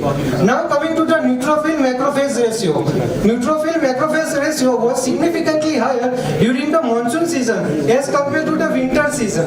The neutrophil macrophage ratio used for the assessment of the milk quality, and during the monsoon season, higher neutrophil macrophage ratio indicate that during this season, more chance of the infection in the animal. This is a compound microscopic picture of the milk leukocyte cell by the May-Grunwald-Jimsa staining technique. This is a very good image of the macrophage. These are the lymphocytes. This is also lymphocyte, and this is a multilobate neutrophil. Now coming to the correlation between the meteorological variable and milk leukocyte count. The temperature, somatic cell count, and neutrophil percentage had a significant and positive correlation with the temperature humidity index. Doctor, 2 more minutes. You have already taken time. Okay, sir. Only last 2 slides, sir. The neutrophil percentage and had a significant positive and significant correlation with the temperature. Now coming to the conclusion. Thus it is concluded that the higher THI in the monsoon and summer make the animal more susceptible to the other infection. Hence the good management to strong immune system during this season could be encouraged. Thank you so much. हाँ साहब, doctor Khan कुछ नहीं suggest कर रहे हैं यार. हाँ साहब, 2-3 suggestion. Yeah. Okay. As far as the stress is concerned, why you have not gone for the stressor hormone? Sir, due to the lack of available fund, we cannot do this. You have seen the hematological parameters? No. Hematological parameters, have you studied? Yes, sir. Hematological parameter, biochemical parameter, physiological parameter, and What was the change in the total leukocytic count total leukocyte count. in the 3 seasons? Sir, the lymphocyte percentage increased during the Total stress. leukocytic, I am asking. Not the DLC, total leukocytic count. Total leukocyte count. Sir, not significant change in the total TLC count. When there is infection, there is stress is there, the stress is going to increase the total leukocytic count.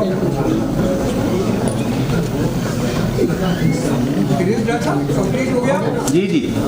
So, what is the normal value of SCC?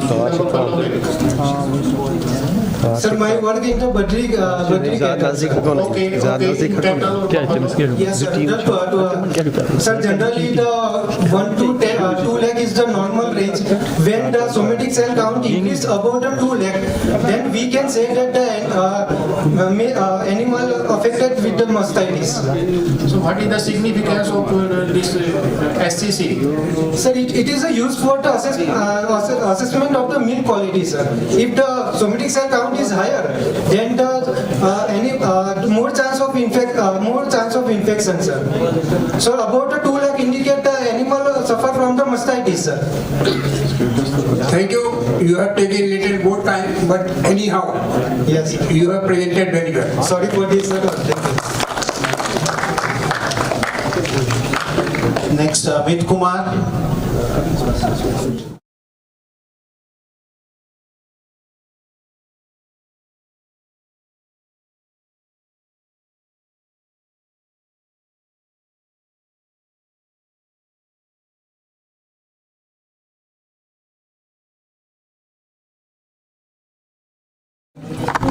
Dilruba Singh.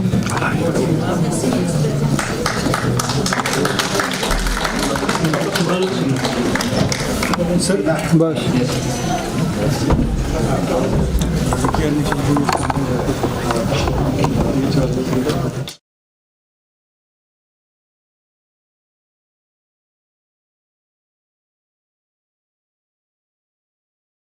Esteemed chairman, co-chairman and rapporteur and esteemed faculties and students.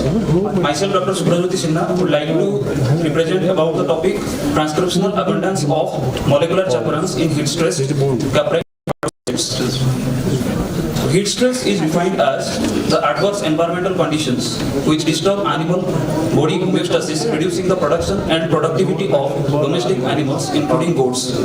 Enormous research studies are available on goat PBMCs, validating their thermotolerance ability.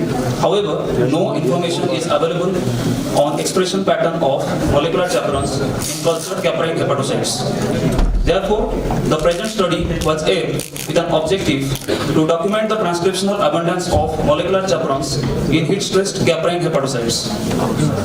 So for this, primary caprine hepatocyte culture was done. After achieving 60 to 65% confidence after 24 hours of incubation, hepatocytes were exposed to heat stress at 42 degrees Celsius for 0, 60 minutes, 120 minutes, 180 minutes, and 240 minutes.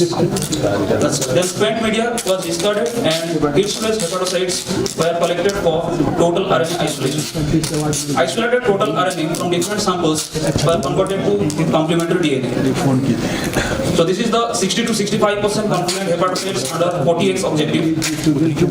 And this is the temperature time protocol that we followed for primary hepatocyte culture.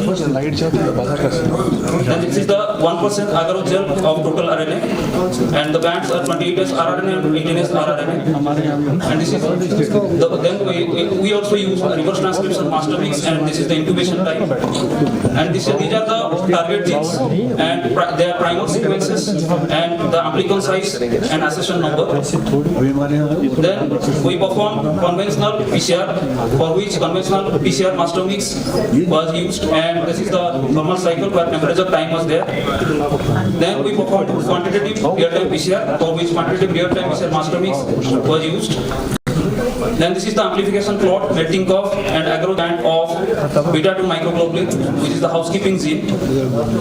And this is the amplification plot, melting curve, agarogel band and relative expression of HSP10. This is for HSP40, this is for HSP60, and this is the amplification plot, melting curve, agarogel product and relative expression of HSP70, and this is for HSP90, and this is for 110. And this is the amplification plot, melting curve, agarogel product and relative expression of caspase 3G. And cultured hepatocytes exposed to heat stress at 42 degrees Celsius for 0 minutes was taken as control. And relative transcriptional abundance of all target genes was obtained by method. And it is found that transcription of HSP10, 40, HSP60, HSP70, HSP90 and HSP110 did not change at 60 minutes but increased in time-dependent manner from 120 to 240 minutes and found to be highest at 240 minutes of heat stress. However, the transcriptional abundance of caspase 3 gene was significantly downregulated at 240 minutes of heat stress. And conclusion, induction in transcription of principal heat shock proteins at different durations of heat stress might alleviate the thermal insults on caprine hepatocytes. And further research studies are warranted to explore the expression pattern of heat tolerant genes at proteomics level to gain more knowledge on functional of heat shock proteins in heat stressed caprine hepatocytes. Thank you. Yes, please. Suggestions for improving his career. Yes, please. What are the differences you have recorded, particularly in HSP 70 and 110? Why you have taken HSP 70 and 110? Sir, actually, we conducted our research work on heat shock proteins. So these are the different because heat shock proteins act as molecular chaperones. So we conducted different types of heat shock proteins. And for previously, there are so much research works have been HSP 70, but it was in vivo culture. But we have done in vitro primary cell culture. Correct. What is the role of HSP 70 and 110? When role of the 110 comes? Sorry, sir. Thank you. Thank you, sir.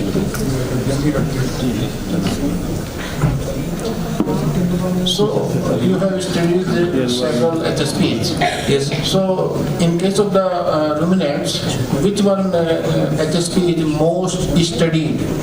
Mostly studied HSP was HSP 70. HSP 70 was mostly studied heat shock proteins. Thank you, doctor. Thank you. You are within time. Thank you. With discussions also. Thank you very much. Thank you. I just want on these papers. 1 minute.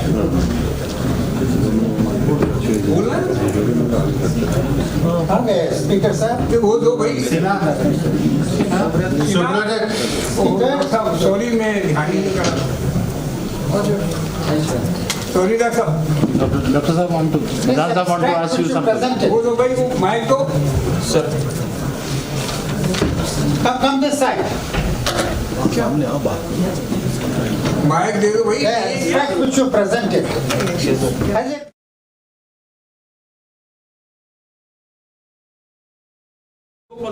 it has already been conducted. No. Asking whether you have shown to somebody. Yes, sir. किसी से scrutiny कराई दिखाया है. Yes, sir. उनसे interact. Sir, yes, sir. It has already been scrutinized, and here, Dr. Did anybody say? Yes, sir. Sailesh sir was during my research work. He is our external examiner. So, You see, what I am concerned, Mr. Chairman, not only his, but these abstracts which were presented over here, the experimental title is one. Then after the experiment title, the methodologies out of which will come, that is different. Then finally the results are different and conclusions are completely different. They have no relevance to what the result is. And they are all speculatory. So I was just saying that. I think that we have got young people in here. I was just trying to share on this thing. That, when you come out to present, there should be some debate on this. What you are presenting. Have some thorough discussions on this. All people, all senior people, sit with senior people. So that they will point out that what is this meaning? What are you trying to say? Follow me what I mean? Yes. आज mic नहीं है क्या? Mic नहीं है? Hello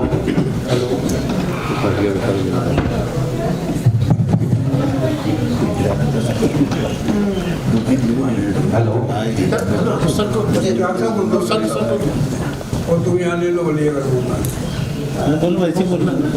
Honorable Chairman, I just want to share. Okay, sir. Is it audible? Yes. I just want to share these presentations, not only in this session, but session earlier also. That we have got these dynamic young people coming up for a presentation. There are 2 or 3 things which must be very clear, be told to them. If they are coming here, they should come with an element of preparedness. Preparedness does not mean that they should only fulfill a time, or just it should have the titles of results and discussion and conclusion. No. Preparedness means that you should be prepared to listen to your own self. That if I am proposing this proposition, I have put up a title. Does this results which I saw come anyway relate to the title? Effect of climate on, for example, ABC. Then you say in the end that there was no difference in that. And that also not through so any analysis. No, I'm just giving you an example. I would request that the young people who are all in here, that I should share this thing with you. That from our laboratory, if anybody needs to go for presentation, even me, if I were I had to present it before everybody. There are people in there that will tell you. And it used to be, people used to open up the door. They said, they would say that some fight is going on. What used to be, it used to be a thorough grilling. If you are concluding something, if you are reading a sentence, why this sentence? Cannot be this alternate sentence. Now you come here, that you make presentations, you go back. I think that there should be a learning process. Then a process of just coming, writing something and coming to the market. Actually, we could have done the thorough discussions, but it is generally 2.5 to 3 months. This was work in our university. And there is also, so that is why, sir. No, my friend, this is all right. Now, I don't want to, the reasons for this. But I don't know, there are many people sitting around here. But what is important is that, I remember last year that we had evaluated these best theses which come into the country. An institute which is having 122 fellowships for PhD. 122 people are being paid for that you produce PhD work. Now everyone should be proud of that PhD work which is doing. And we had 6 theses which came from award out of 122. Where the rest are? They had gone down the river. And what is the type of research which were done? That they themselves were not proud of the research which they were doing. So it's something very important that if you do some research work, whether it is for masters, it's for PhD, you should have some motivation to it. And out of that motivation should be born an event the event of which you will be proud of. You'll feel, yes, I have contributed something. And when you come here, it should be you and you alone who will be speaking about what you are trying to do. And see that whether you are concluding it properly or not. Conclusion कुछ है, direction कुछ है. I'm just you are presenting it, and it's not referring to you alone, but I am referring to everybody else. This is Chairman, I wanted to just come. Thank you. Thank you. Thank you. Sir, there is a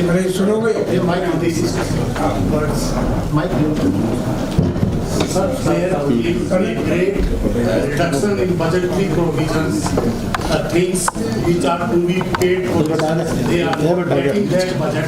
The slicing of budget is such type of work is coming to these regions. There is a lot of universities are facing a lot of problems. They are sending us to the ICT. I am agreeing with you that there are problems, but there should not be problems in results which are coming out of it. That means that what you are talking is ऐसा नहीं है तो compromise है. No, I don't believe that. No, absolutely not. Absolutely. You see, every student is having results are never wrong. अब ये पता नहीं है कि इन्होंने advisor को बताया. I don't want to say scientists थोड़ी responsible. अगर आपको पैसा नहीं है तो क्यों है? बिल्कुल सही है. तो हमको बड़ी बहुत बड़ी यही ना. That means that what we are saying is that we should be accepting mediocre. SAPI award. भैया आप क्या? Sorry, that's what is happening.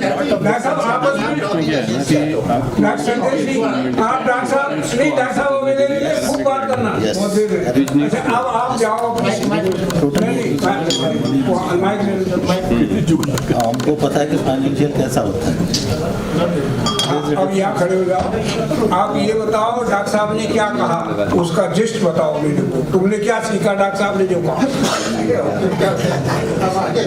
नहीं डॉक्टर साहब उसमें क्या है, सबके लिए काम किया है चीज है।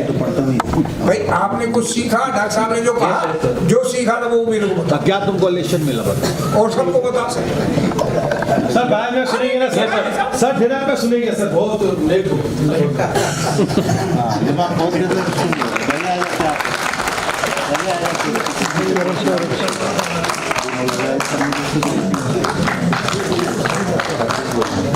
आपको आना चाहिए। नेक्स्ट दिलरुबा सिंह। अच्छा आप नहीं, बहुत अच्छा।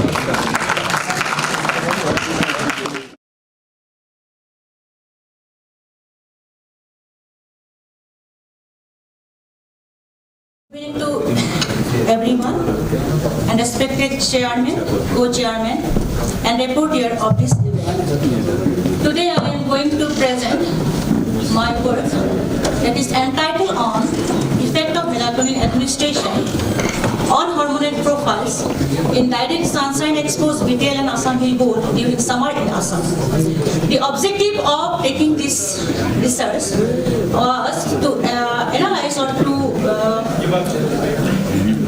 the adaptability of betel and Assam Hill Gold, because the Assam Hill Gold, it is native to our Assam, and this betel that is brought from the another state, that is Punjab, where agroclimatic condition is hot and dry, but in Assam it is hot and humid. So we want to see the adaptability capacity of betel, whether it is provided in our agroclimatic conditions or not. And with this objective, we have just next.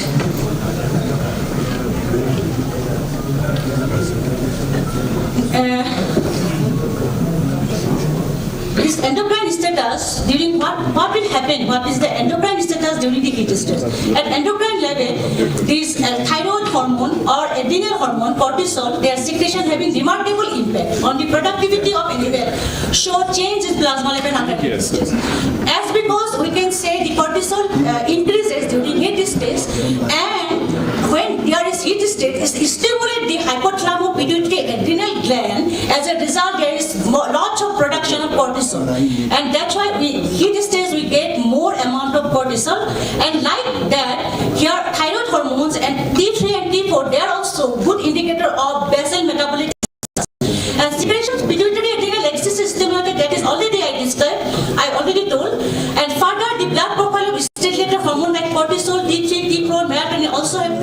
relationship. So we have given the title effect of melatonin on this stress-related hormone in betel and Assam hill goat. The serum hormonal profiles related to metabolic status of the animal and stress such as thyroid hormone and cortisol levels are good. We can consider these hormones as a good markers of seasonal adaptability of the animal under the existing climatic conditions.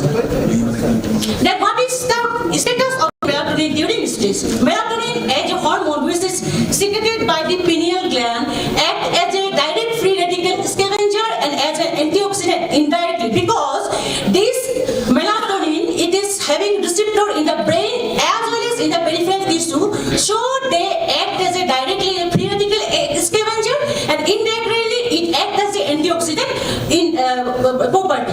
During thermal stress, level of melatonin increases significantly. That is also one protective role that is exhibited by the melatonin that is reported by Sejian and Srivastava 2010. Adrenal cortex plays important role in relieving thermal stress through glucocorticoids and this cortisol it is having physiological balances in the prevention from the stress in the animal. The level of cortisol increased significantly after thermal exposure in sheep. That is also reported by Nazifi et al. 2003. Then melatonin treatment significantly reduced the concentration of serum cortisol because this melatonin it inhibits the responsiveness of adrenal gland. And again, this melatonin inhibits the gene expression in the adrenal gland as a result there is reduction in the cortisol level. Then again, this light which is stimulus for melatonin secretion via suprachiasmatic nucleus, it also leads to reduced gene expression and that's why this cortisol which is secreted as a stimulation of heat discharge is independent of hypothalamus pituitary adrenal axis stimulation activation. Next, then materials method here we have taken 36 numbers of animal, that is 18 numbers of Assam goat and 18 numbers of betel, that is summer and winter, but in summer we have taken the our research we have done, and this control we have kept the animal in indoor and direct sunshine plus melatonin. T1 that is control we did apply any treatment and direct sunshine in one group, we have just direct sunshine we have given and another group direct sunshine plus melatonin fed, and melatonin at the rate of we have given at the rate of 6 milligram per animal for 30 consecutive days, and we have collected blood for 8 to 2 p.m. in the open enclosure, and this is written here. Then photograph representation of this animal where we have kept in exposure in closed indoor and open. Then here also it is closed indoor in open, that is Assam goat, and another previous one was betel goat. And this results in discussion. Here the serum cortisol level, serum cortisol level in T2 where we didn't apply melatonin. Here we get maximum concentration of serum cortisol in the betel, but in Assam hill goat in previously the pre-exposure value is already higher as compared to the betel, but the increment after exposure to the sunshine exposure, the increment is marginal as compared to the betel goat. Then serum T3 also in exposure in T2 and T3 we are getting less number as compared to, but in T3 we are getting more less number because this melatonin having lowering effect, and as a result there is reduced production of the metabolic heat and the animal they is to get relief from the stress. Then T4, the T3 and T4, the scenario of the T3 and T4 is same.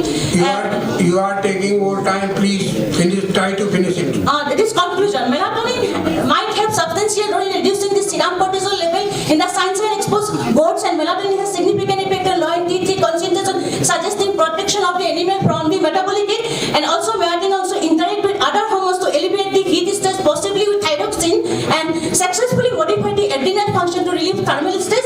Then melatonin maintains daily variation in immune parameters and antioxidant enzyme activity during summer is essential for melatonin mediated ecological adaptation, and therefore improvement of melatonin level by exposing animal to exogenous supplementation may improve the immunity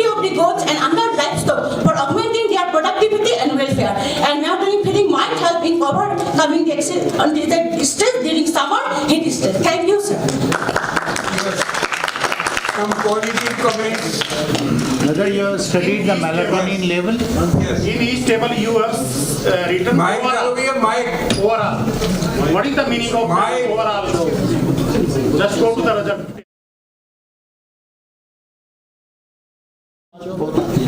ये दोनों इनको. What is the meaning of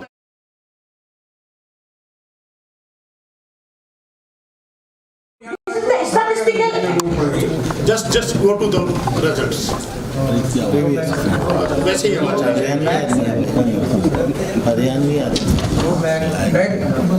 in the result back. Overall, what is the meaning of this overall? What does it indicate? Overall, sir,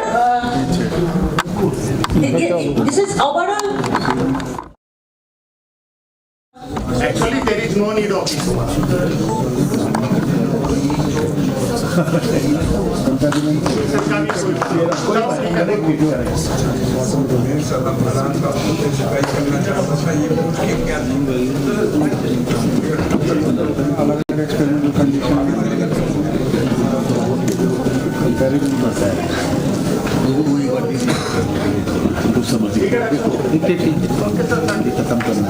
Thank you, sir. Thank you so much. Yes, if no more question, thank you, madam. Thank you, sir. Thank you so much. Next, Ankita Thakre. Preeti Verma.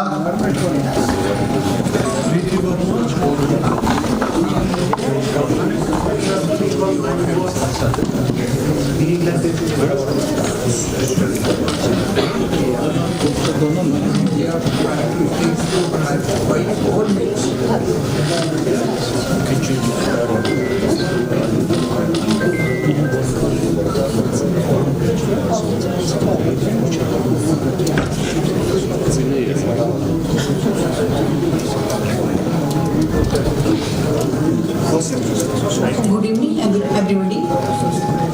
My topic is the ameliorative effect of Withania somnifera and Mora salva on the physiological and hormonal buffalo calf.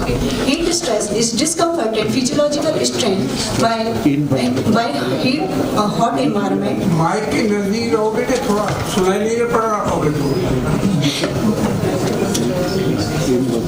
Heat stress is discomfort and physiological strain by hot environment, and when occur animal generate and observe the more heat, it can easily expel through the respiration, sweating and air blowing them.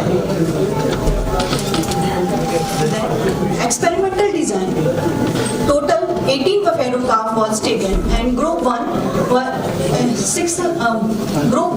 have the control diet, and group 2 supplementation with Withania somnifera root powder 25 grams daily, and group 3 supplementation with Morus alba leaf powder at the rate 30 grams daily. The sample collection, blood sample was collected aseptically in the vacuum from the jugular vein. Statistical analysis was done with the help of R software using one-way ANOVA and applied the descriptive statistics. Then result. Then physiological parameters like rectal temperature, pulse rate, respiration rate. Rectal temperature was non-significant, but pulse rate and respiration rate was significant on 15th, 13th and 45th days as compared to control diet. Then graphical representation.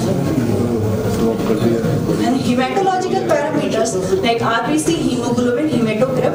RBC increase the significant on the 30th and 45th days, and hemoglobin parameters significant on the 45th days, and hematocrit significant on 30th and 45th days. Graphical representation. Then WBC count was non-significant. Leukocyte, monocyte and granulocyte was significant on the 15th, 30th and 45th days. The graphical representation. The main platelets was significant on the 0th, 50th and 30th and 45th days as compared to control diet. And platelets graphical representation. Then hormonal parameters like cortisol, T3, T4, and TSH was non-significant. These are T4 and graphical representation. Then final conclusion, Methania somnifera and Mora salva reduce the rectal temperature, pulse rate, respiration rate during the heat stress in buffalo calves. The supplemented provide the beneficial effect during heat stress, and Methania somnifera and Mora salva reduce the hematocrit percentage, increase the lymphocyte count in buffalo calf. The supplemented provide the beneficial effect during the heat stress. Thank you. Thank you, madam. Mike, please. Please, suggestion from the house. Your PCV is 22%. Our carrier or these animals were anemic. Your PCV is 22%. Yes, sir. So your animals were anemic. Sir, some animals, Hello? but not some animals It is due to anemia, the stress is there, or due to this, the stress is there? Because you are showing that it is only 22%. And you are again concluding that reduce the SCT percentage. It is already, that means it is of no use. When you are further reducing the PCV, which is already less due to anemia, maybe anemia. Now, how do you take rectal temperature? How frequent? Is it a single day, single time taking rectal temperature using thermometer? Yes, sir. Does not make any sense in this. You have to go for thermal profile using indwelling probes. At least minimum 20-25 minutes, they have to stay in the rectum. At least 3 times a day. Because otherwise, just single point thermal in that what you call the thermometer reading does not make any sense these days. No, just I'm suggesting, I'm not criticizing. Please take care. Thank you. Thank you very much, madam. तो अपना title देख लेना, एक जगह गलती है. Yes, you are complete. Thank you. Next, CG Shashank, PP Sadapati.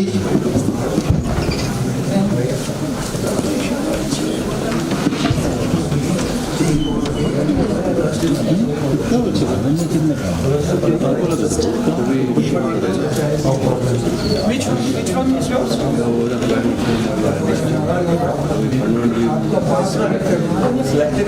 Dr. Punya. Dr. Punya.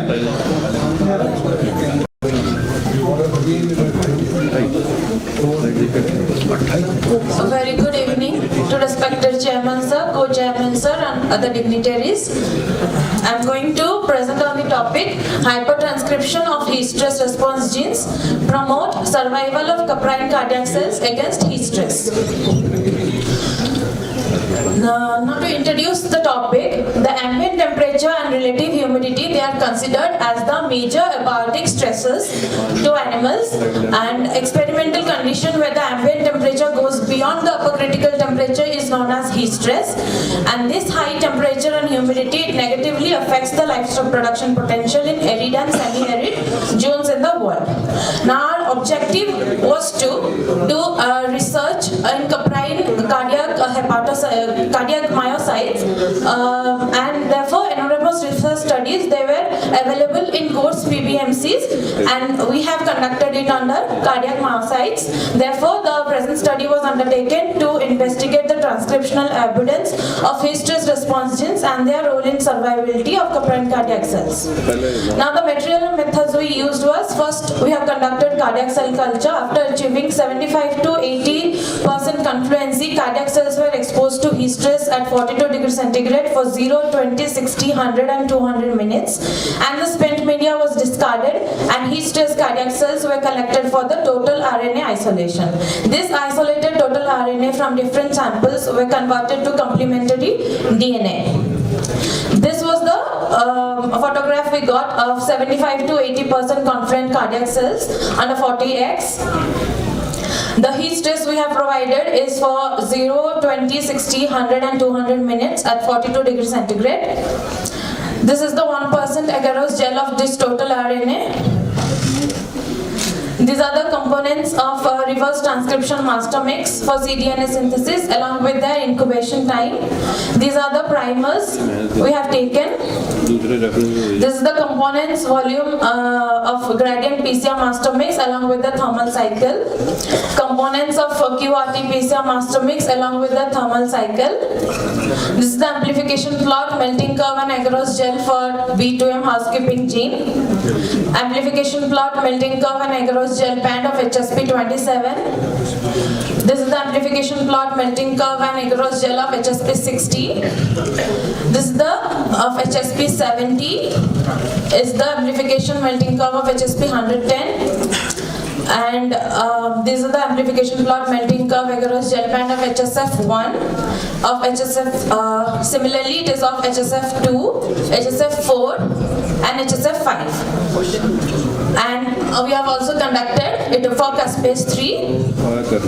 Now this transcriptional abundance was observed for HSP 27 and 60. We can clearly see there was no significant increase from 0 to 20, but after that from 20 to 200 there was a significant expression of these genes. And similarly for HSP 70 there was significant increase in the gene regulation from 0 to 200 minutes. HSP 110 showed upregulation from 60 to 200 minutes. Similarly, HSF 1 and 2, they upregulated from 20 to 200 minutes. HSF 5, it showed gradual upregulation from 0 to 200 minutes, and the caspase 3 was down-regulated at 200 minutes. Now to conclude, it seems logical to speculate that hypertranscription of heat stress response genes might have reduced caspase 3 expression at 200 minutes of heat stress, suggesting their involvement in cardiac cell survival against heat stress. Now these are the two papers we have already published, one in Animal Biotechnology and one in Journal of Thermal Biology. Thank you. Thank you, madam. You have finished before time. Thank you, sir. Please, suggestion, positive or otherwise, so that she may learn or she may improve. आप पूछेगा सब कुछ? Time नहीं है. There is no time.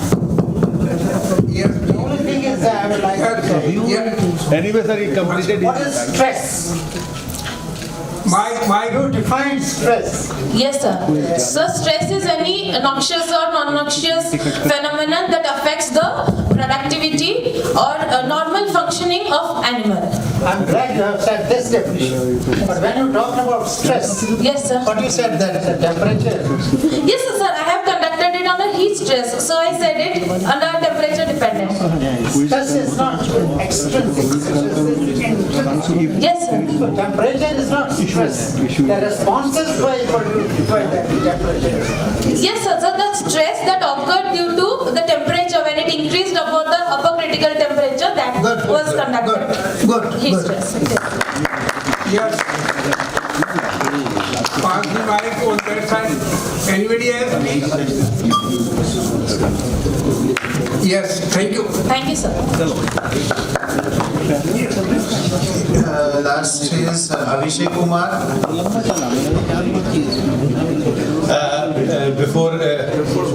Sir, 1 minute. Sorry for interruption. So I think the quiz teams, please. The mentors or the accompanying faculty member of the quiz teams, please. They will just contact us immediately, please. So, the organizer must thank the chairman, co-chairman, that we have done our work before time given to us. And I am lucky enough, Professor, group of budding professor, and another professor, and most prominent is the assistant professor, BHU.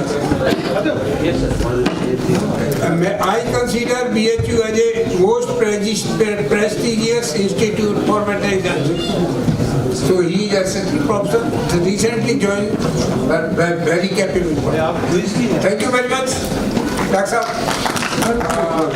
कोई दिलाना विलाना हो तो ना जल्दी से। Sir thank you sir, अभी कुछ तो दे देंगे ही सर, ऐसा कैसे हो सकता है? एक तो आपने टाइम में खत्म कर दिया और फिर बड़ा हॉट डिस्कशन भी रहा, तो कुछ तो आप भी थोड़ा सा थके होंगे। तो मुझे लगा क्योंकि मुझे माइक खींचनी पड़ी। कोई क्विज वाले मैंने भाई रिक्वेस्ट की थी, जो क्विज वाले हैं कहीं, कितने टीम्स हैं? 4 टीम्स हैं। सब कौन सी टीम है बताइए? नहीं मास्टर बताएंगे तो स्टूडेंट नहीं चाहिए। सर बीएचयू कब आप जा रहे हैं वापस? और बताइए और कौन है? आप जा रहे हैं वापस? आप कहाँ से? आप जा रहे हैं वापस? 7 और कोई है? आप कब जा रहे हैं वापस? कल तो नहीं जा रहे हैं? कल नहीं जा रहा। So okay, so we are taking a decision. It's not a decision of mine. It's a decision of whole. I mean the SAPI conference. Those office bearers that we won't conduct quiz this time. We were almost done with that. But the thing is, we have to choose 2 things: either the quiz or the cultural program.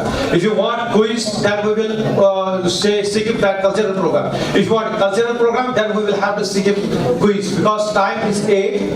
Our quiz will take 9:30 at least.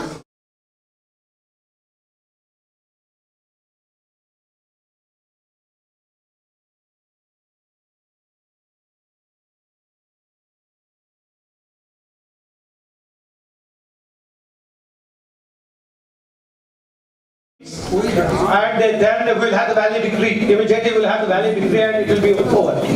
And this time we will have now the cultural program. Agreed? Go ahead.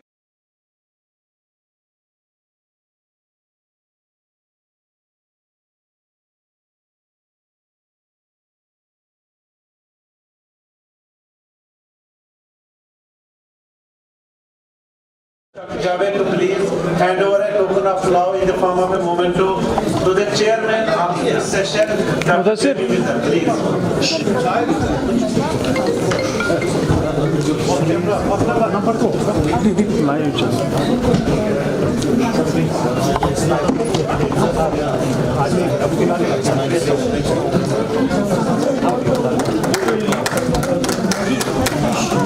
I request Dr. Jonali, is she here?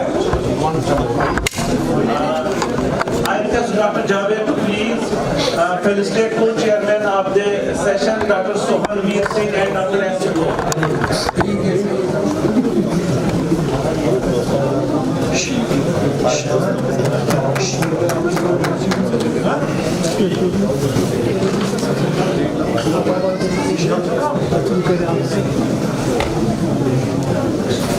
Organizing secretary,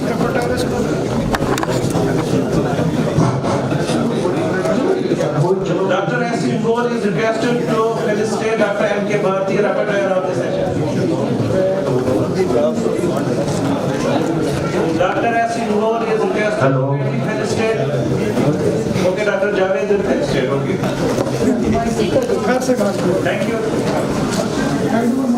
I now hand over mic to the organizing secretary of the proceedings. Thank you. Thank you very much. Well, there is one announcement for all those session chairmans. All those session chairmans, they are humbly requested to prepare their draft of recommendations. They will have to present their recommendations in person tomorrow in the valedictory function. My dear chairmans or the rapporteurs of all the sessions, please draft your recommendations and present it before the dignitaries on the dais or tomorrow in the valedictory function. Is it clear to all, please? Then I think we have a cultural program that has been managed and organized by one of our colleague, Professor Azad. He is looking after that, and I think it's better that he takes this podium and will have the further proceedings of that. Professor Azad, please.